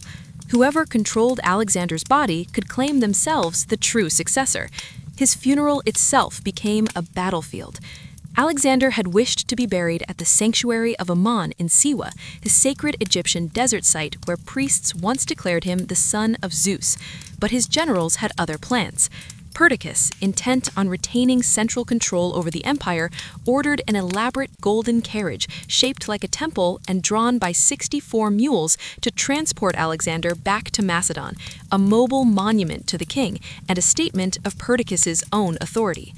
Ptolemy, shrewd and calculating, watched carefully. As governor of Egypt, he understood the power of possessing the body of Alexander. Egypt, steeped in sacred traditions of kingship, could transform him into a general, into the heir of a pharaoh-like authority. When the funeral procession departed Babylon, Ptolemy acted decisively. Intercepting the carriage near Syria, he redirected Alexander's body to Egypt. The maneuver was a masterstroke, bloodless, symbolic, and devastating to Perdiccas. Babylon erupted with outrage. Perdiccas accused Ptolemy of treachery, blasphemy, and outright theft, but the deed was irreversible. Alexander's remains now rested in Memphis and later Alexandria, where Ptolemy constructed a tomb magnificent enough to draw pilgrims, scholars, and rulers from across the Mediterranean. The theft reshaped the balance of power. Perdiccas's authority crumbled, allies doubted him, enemies celebrated Ptolemy's brilliance. The message was clear. Alexander had left his empire to the strongest, and Ptolemy had just demonstrated exactly who that would be. Perdiccas attempted an invasion of Egypt, but it ended in disaster, defeat, mutiny, and his death. Ptolemy, in possession of the king's body, emerged unchallenged. For centuries, Alexander's tomb remained one of the most revered sites in the world. Julius Caesar, Cleopatra, Augustus all came to pay homage, hoping to catch a fragment of the conqueror's charisma. And yet, over time, the tomb vanished, swallowed by shifting sands and the expansion of cities. Even today, the final resting place of the world's greatest conqueror is one of history's enduring mysteries, a king without a grave. Alexander the Great died young, but his legend refused to fade.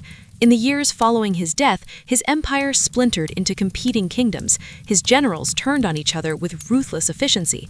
His family line was extinguished in the violent struggles of the Diadochi. Yet none of this diminished the power of his name. If anything, the chaos amplified it. No one else could unite the world as he had, command loyalty so absolute, or inspire fear so profound. Stories multiplied across the Mediterranean. Soldiers who had marched under him recalled moments of daring and near madness. Scholars recorded campaigns, elevating battles into epic narratives. Poets compared him to Achilles, Dionysus, and even the gods themselves. Parents told their children of the king who rode like a storm across the world, who wept because there were no more lands to conquer. Even his flaws became legend. His temper, his drinking, his insatiable ambition, all were woven into the portrait of a man whose humanity was as colossal as his achievements. Alexander was not remembered as flawless, but as a force of nature, driven by a relentless desire to test the limits of what a mortal could achieve. His life was the ultimate proof that ambition, courage, and genius could leave a mark no empire, no tomb, and no century could erase. That intensity made Alexander both admired and feared. Meanwhile, his successors transformed the fragments of his empire into enduring states. Ptolemy ruled Egypt, establishing a dynastic line that built cities, temples, and trade networks connecting the Mediterranean and Nile. The Seleucid Empire stretched across Mesopotamia and Persia. Macedon stabilized in Europe, and other realms emerged from the chaos.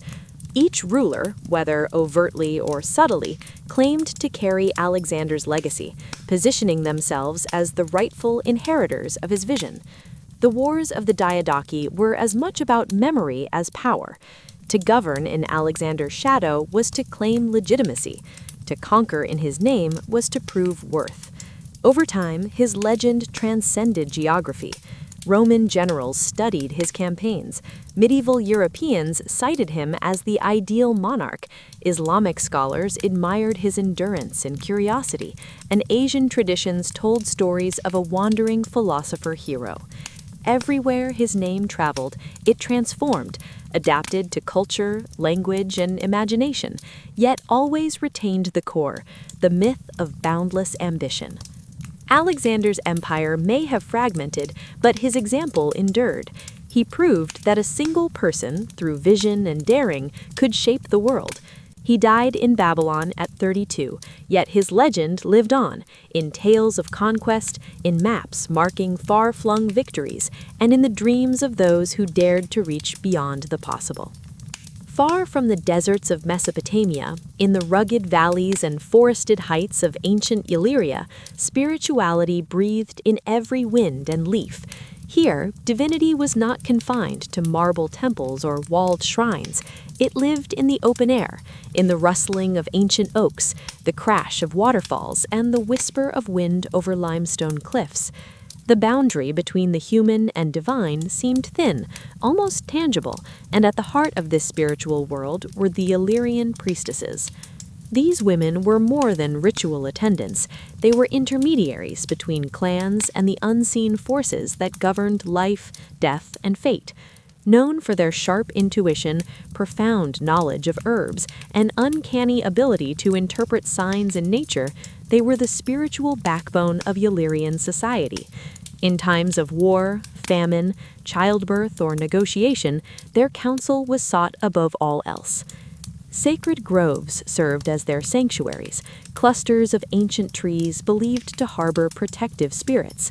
Towering oaks, their roots coiling like serpents through the earth, or wind-swept pines on mountain ridges became places where humans felt the presence of the divine. No axes were allowed, no firewood taken. Even the chieftains approached with humility, removing weapons and speaking softly. Within these groves, the priestesses conducted rituals combining song, dance, and offerings, grain, milk, wine, or honey, honoring the spirits that sustained their world. From childhood, girls destined to serve showed signs of unusual sensitivity. They might dream vividly, notice animals responding to their presence, or wander into forests and return speaking of lights and voices. Recognized by elders, they were brought to senior priestesses for evaluation. Acceptance marked the beginning of years of rigorous training, learning chants, divination techniques, herbal medicine, and the symbolic language of fire, water, and wind. The Illyrians believed that women, through their intuition, emotional insight, and creative power, were uniquely able to channel divine messages. When a priestess entered a trance, the gods were thought to speak through her. When she raised her hands to the sky, clans felt protected. When she moved silently through the sacred groves, even the wind seemed to pause in reverence.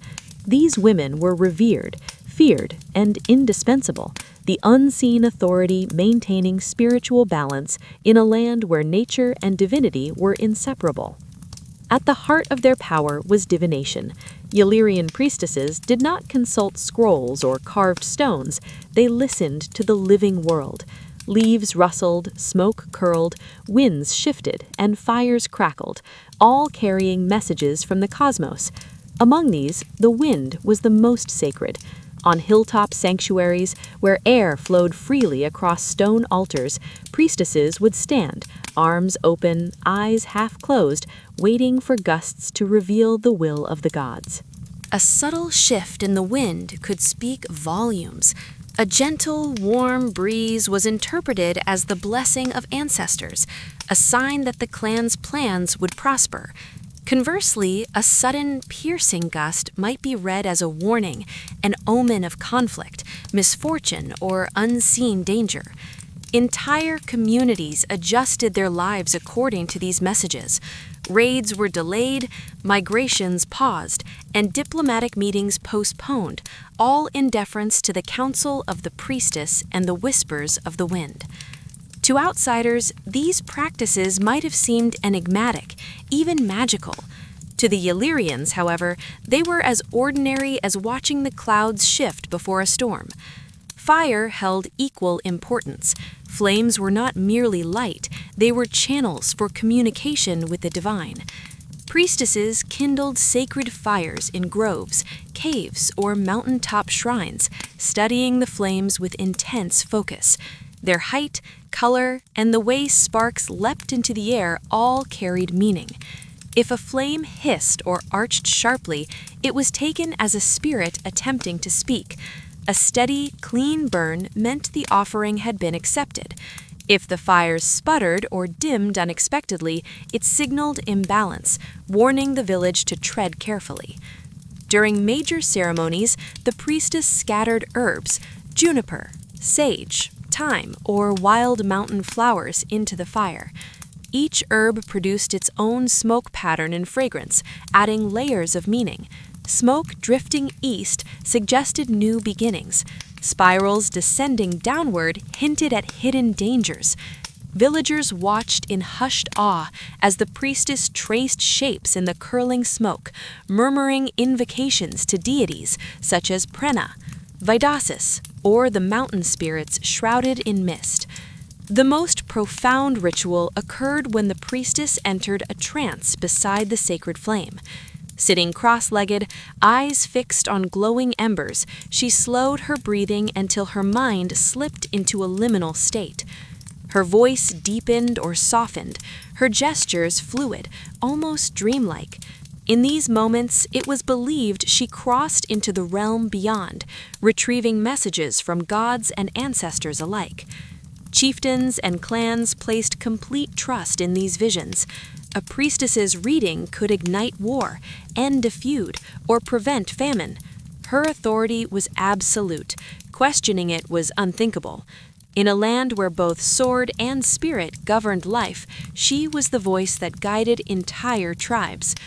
For the Illyrians, the boundary between the living and the dead was thin, shifting like mist over mountain lakes.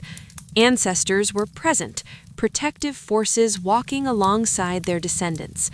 Prosperity, courage, and luck flowed from honoring the dead and maintaining the sacred connection with the priestesses entrusted to safeguard ancestral memory. This responsibility began with the oral preservation of history. Each clan's lineage was carried not on scrolls, but through songs, chants, and genealogies memorized and recited across generations. During festivals or before important decisions, the priestess spoke the names of the ancestors aloud, awakening them to participate in the affairs of the living. This practice reinforced tribal unity, reminding every warrior, farmer, and leader that they were part of something far larger and older than themselves. Priestesses also oversaw burial rites. Unlike the monumental tombs of Greeks or Romans, Illyrians placed bodies in shallow graves or stone cists, accompanied by weapons, jewelry, drinking vessels, and bone-carved charms. Purification rituals of water and smoke guided the soul to the realm of the ancestors. Without the priestess's blessing, spirits were believed to wander restlessly, bringing misfortune or illness. Ancestral communication extended into daily life. Families called upon priestesses in times of drought, disease, or dispute. In secluded caves where echoes carried the whispers of the dead, she sought guidance. Which ancestor was displeased? What required correction? Sometimes simple offerings of bread or milk sufficed.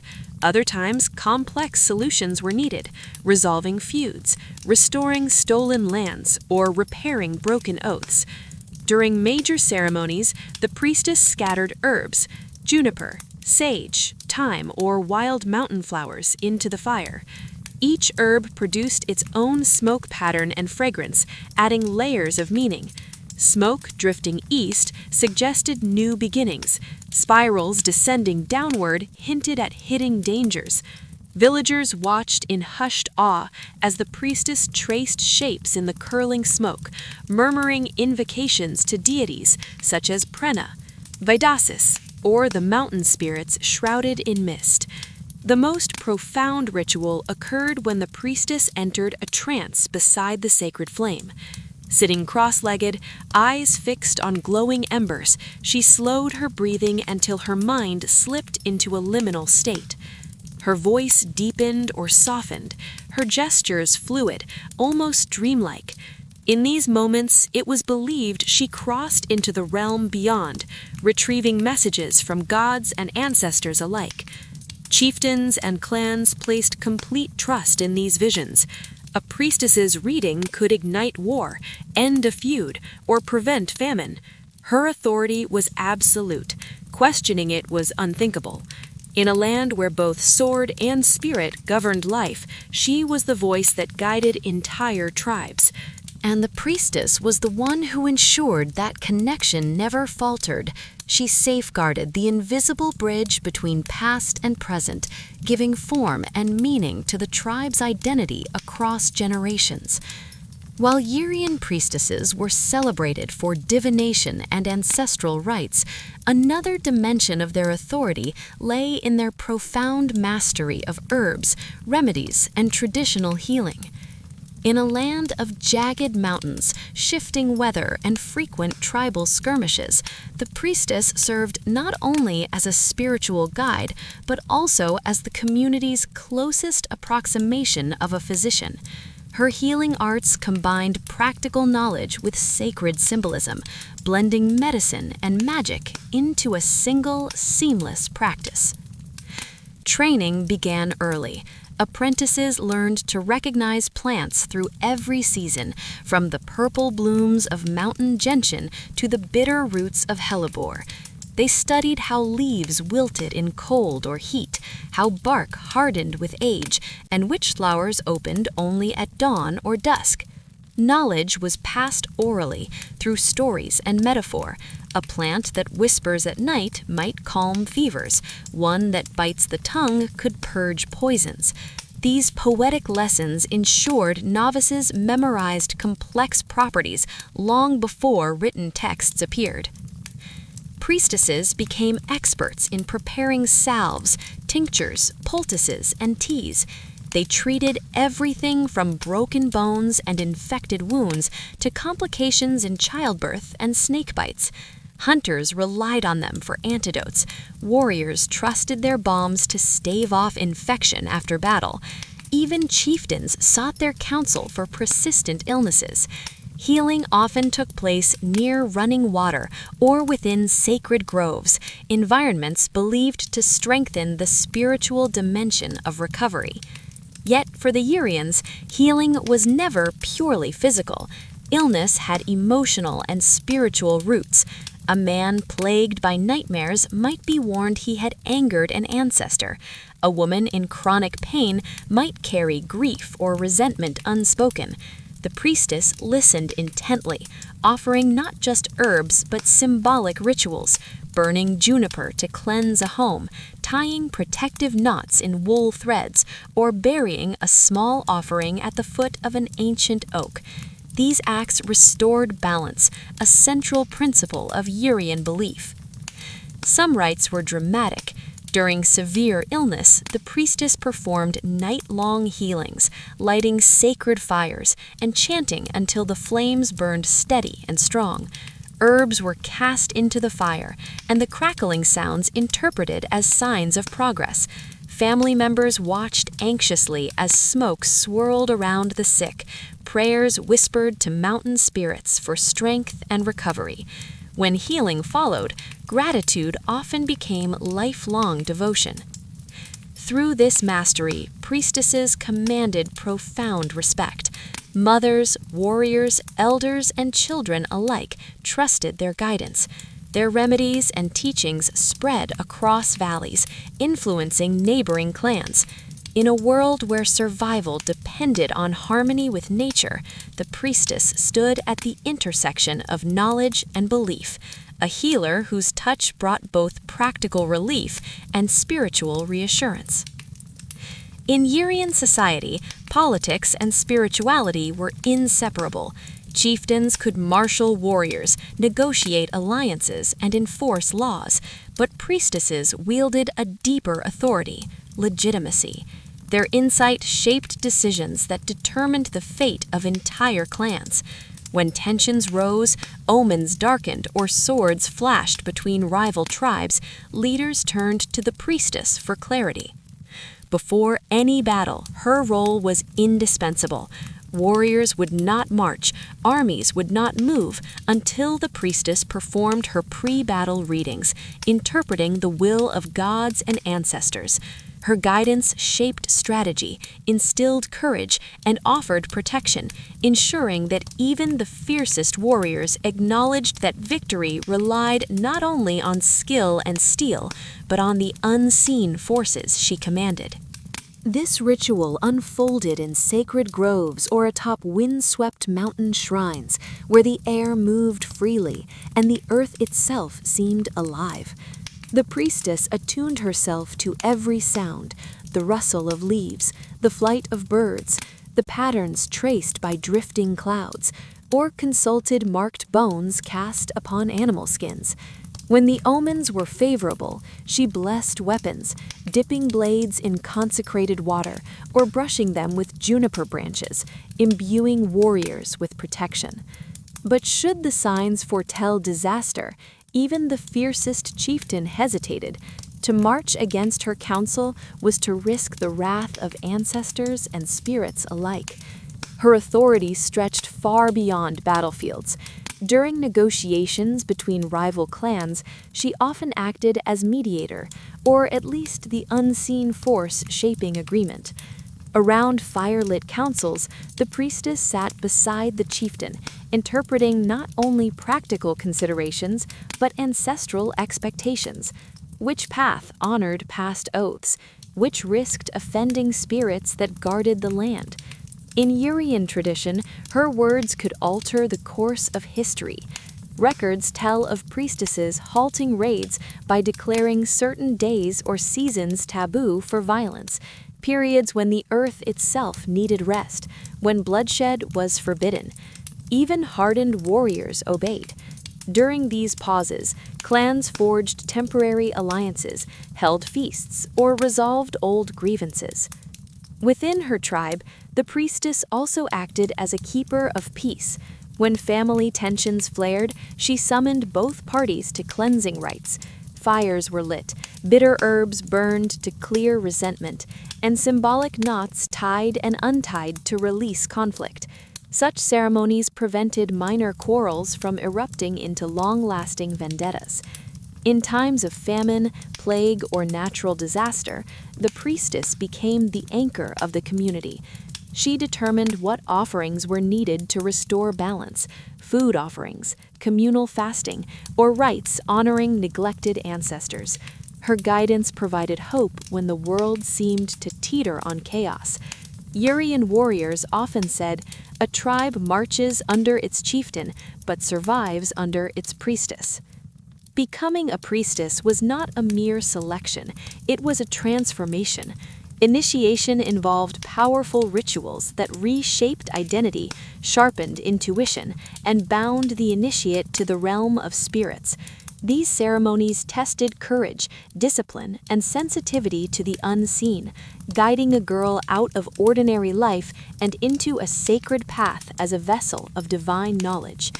Initiation often began under moonlight, a symbol of feminine power and spiritual clarity.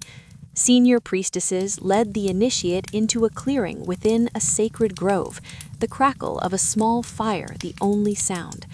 She wore simple wool garments, undyed to signify purity and humility, and a charm of bone or stone around her neck, linking her to ancestral spirits. The first trial was silence. For an entire day and night, she remained mute, listening intently to the forest, the flutter of birds, shifting winds, distant animal calls, even the subtle dance of leaves. This attuned her to messages others dismissed as ordinary noise. The second phase introduced sacred chants and rhythmic breathing. Voice and breath were seen as portals to the divine. Controlled breathing prepared her mind for trance, while torches, passed reverently from elder to novice, symbolized unbroken spiritual continuity. The final and most formidable phase was the descent into trance. Sitting before a sacred flame, inhaling smoke from juniper, thyme, and mugwort, the initiate entered a heightened state of perception. Some saw ancestors or luminous figures, others felt themselves drift through forests and mountains. Senior priestesses interpreted these visions to determine if the novice possessed the depth necessary for priestly duty.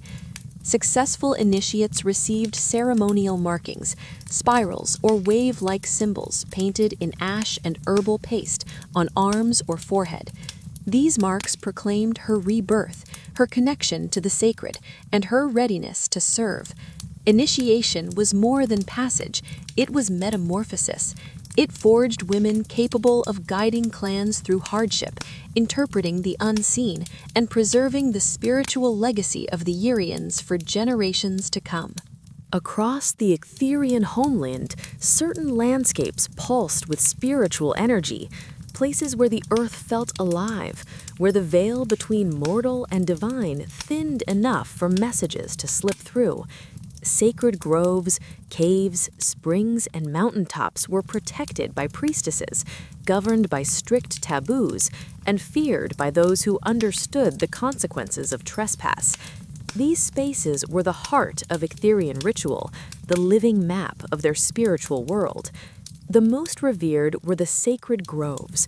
These were not gardens or cultivated lands, but wild clusters of ancient oaks, beeches, and pines, their roots twisting like veins of power through the earth. No woodcutter dared enter, no hunter pursued game across their boundaries, and even warbands lowered their weapons when passing nearby.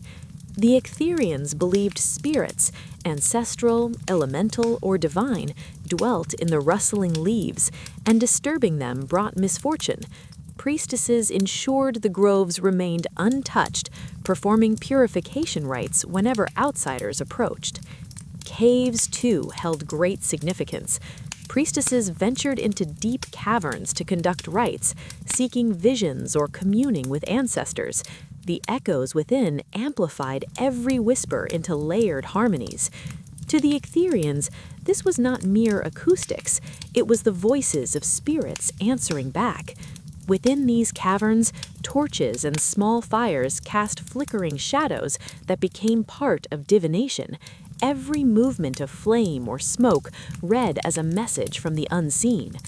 Flowing water carried its own sacred power. Springs and mountain streams were portals to healing spirits. Rituals for illness or purification often took place at these waters. Priestesses washed ceremonial objects, cleansed participants, and observed floating leaves or ripples for guidance. Some springs were so sacred that even warriors would not drink without her blessing. Yet not every sacred space was open.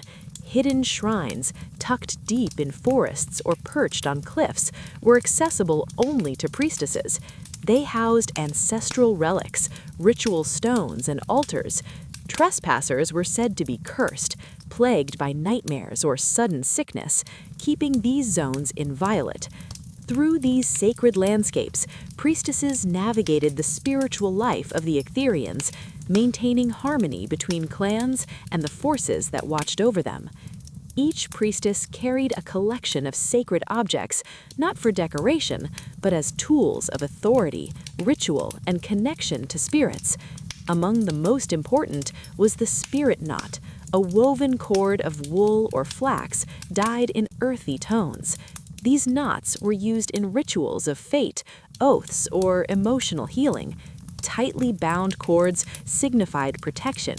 Cords slowly unwinding represented softened conflict or released obligations. People often kept these knots as charms, believing them imbued with the priestess's blessing.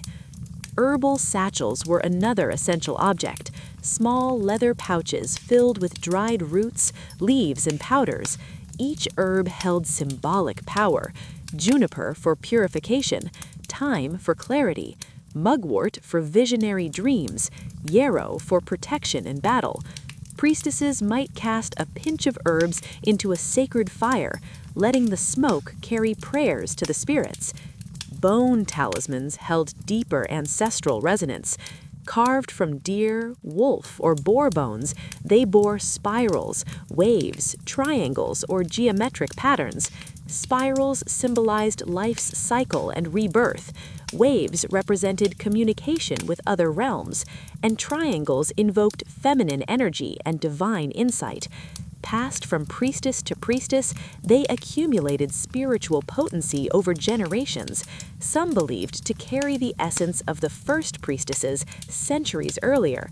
Sacred bowls, carved from stone or clay, held water for purification or embers for trance work. Painted with zigzags, circles, or animal motifs, enhanced the ritual's symbolic power.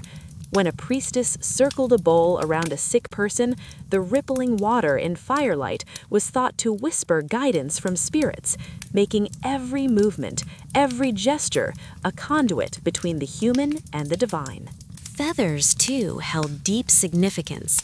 Eagle feathers symbolized courage. Owl feathers embodied wisdom and the mysteries of night, and raven feathers were believed to carry messages from ancestors. Worn in hair, tucked into belts, or attached to ritual implements, these feathers signaled the priestess's current spiritual work. Nothing in her adornment was accidental. Every object, Every talisman, every feather acted as a conduit, linking earth, sky, and spirit. When a priestess stepped into a sacred space carrying these tools, she was not merely a woman, she became the living bridge between the Illyrians and the invisible world that guided them. When the classical world collided with Illyria, through Greek colonists, Macedonian kings, and later Roman expansion, much of Illyrian culture shifted. Sacred groves were cleared, ancestral altars dismantled, and tribal authority replaced by foreign governance. Yet the memory and influence of the priestesses endured, woven invisibly into stories, customs, and local traditions. Their presence persisted as a quiet pulse beneath layers of new beliefs, a hidden thread running through folklore, spirituality, and cultural identity. Even under Roman rule, rural communities preserved fragments of priestess wisdom in secret. Mothers, midwives, and herbalists continued to practice rituals with smoke, fire, and water. Knowledge of healing herbs, chants, and divinatory techniques survived, disguised as folk tradition. Tales of women who interpreted winds, spoke to ancestors in dreams, or calmed storms with ritual gestures persisted in local legend. Later mythology preserved echoes of these priestesses in figures such as the Zanas, mountain nymphs believed to inhabit springs and forests, a reflection of the women who once safeguarded Illyria's sacred landscapes. The legacy of the priestesses endured in more than stories. Their rituals emphasized harmony between humans and nature, an ethos still visible in rural communities that revere trees, springs, and mountains. Ancestors were believed to remain present, guiding and protecting the living. These spiritual principles survived centuries of conquest, religious transformation, and societal change. Modern archaeology has begun to uncover tangible traces of these traditions: carved bone talismans, blackened cave altars, and ritual jewelry once worn by priestesses. These discoveries confirm that the figures of legend were real participants in Illyrian life, not merely myth. Yet their true legacy lies in something subtler: the enduring respect for intuitive wisdom, healing knowledge, and women's sacred authority. Though the priestesses no longer stand in groves or chant beside sacred fires, their spirit continues to inhabit the cultural memory of the region.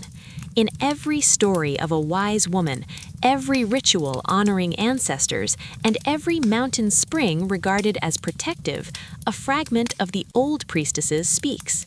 They remind us of a world where women guided their tribes, not by force, but through insight, tradition, and the divine voice carried on wind and flame.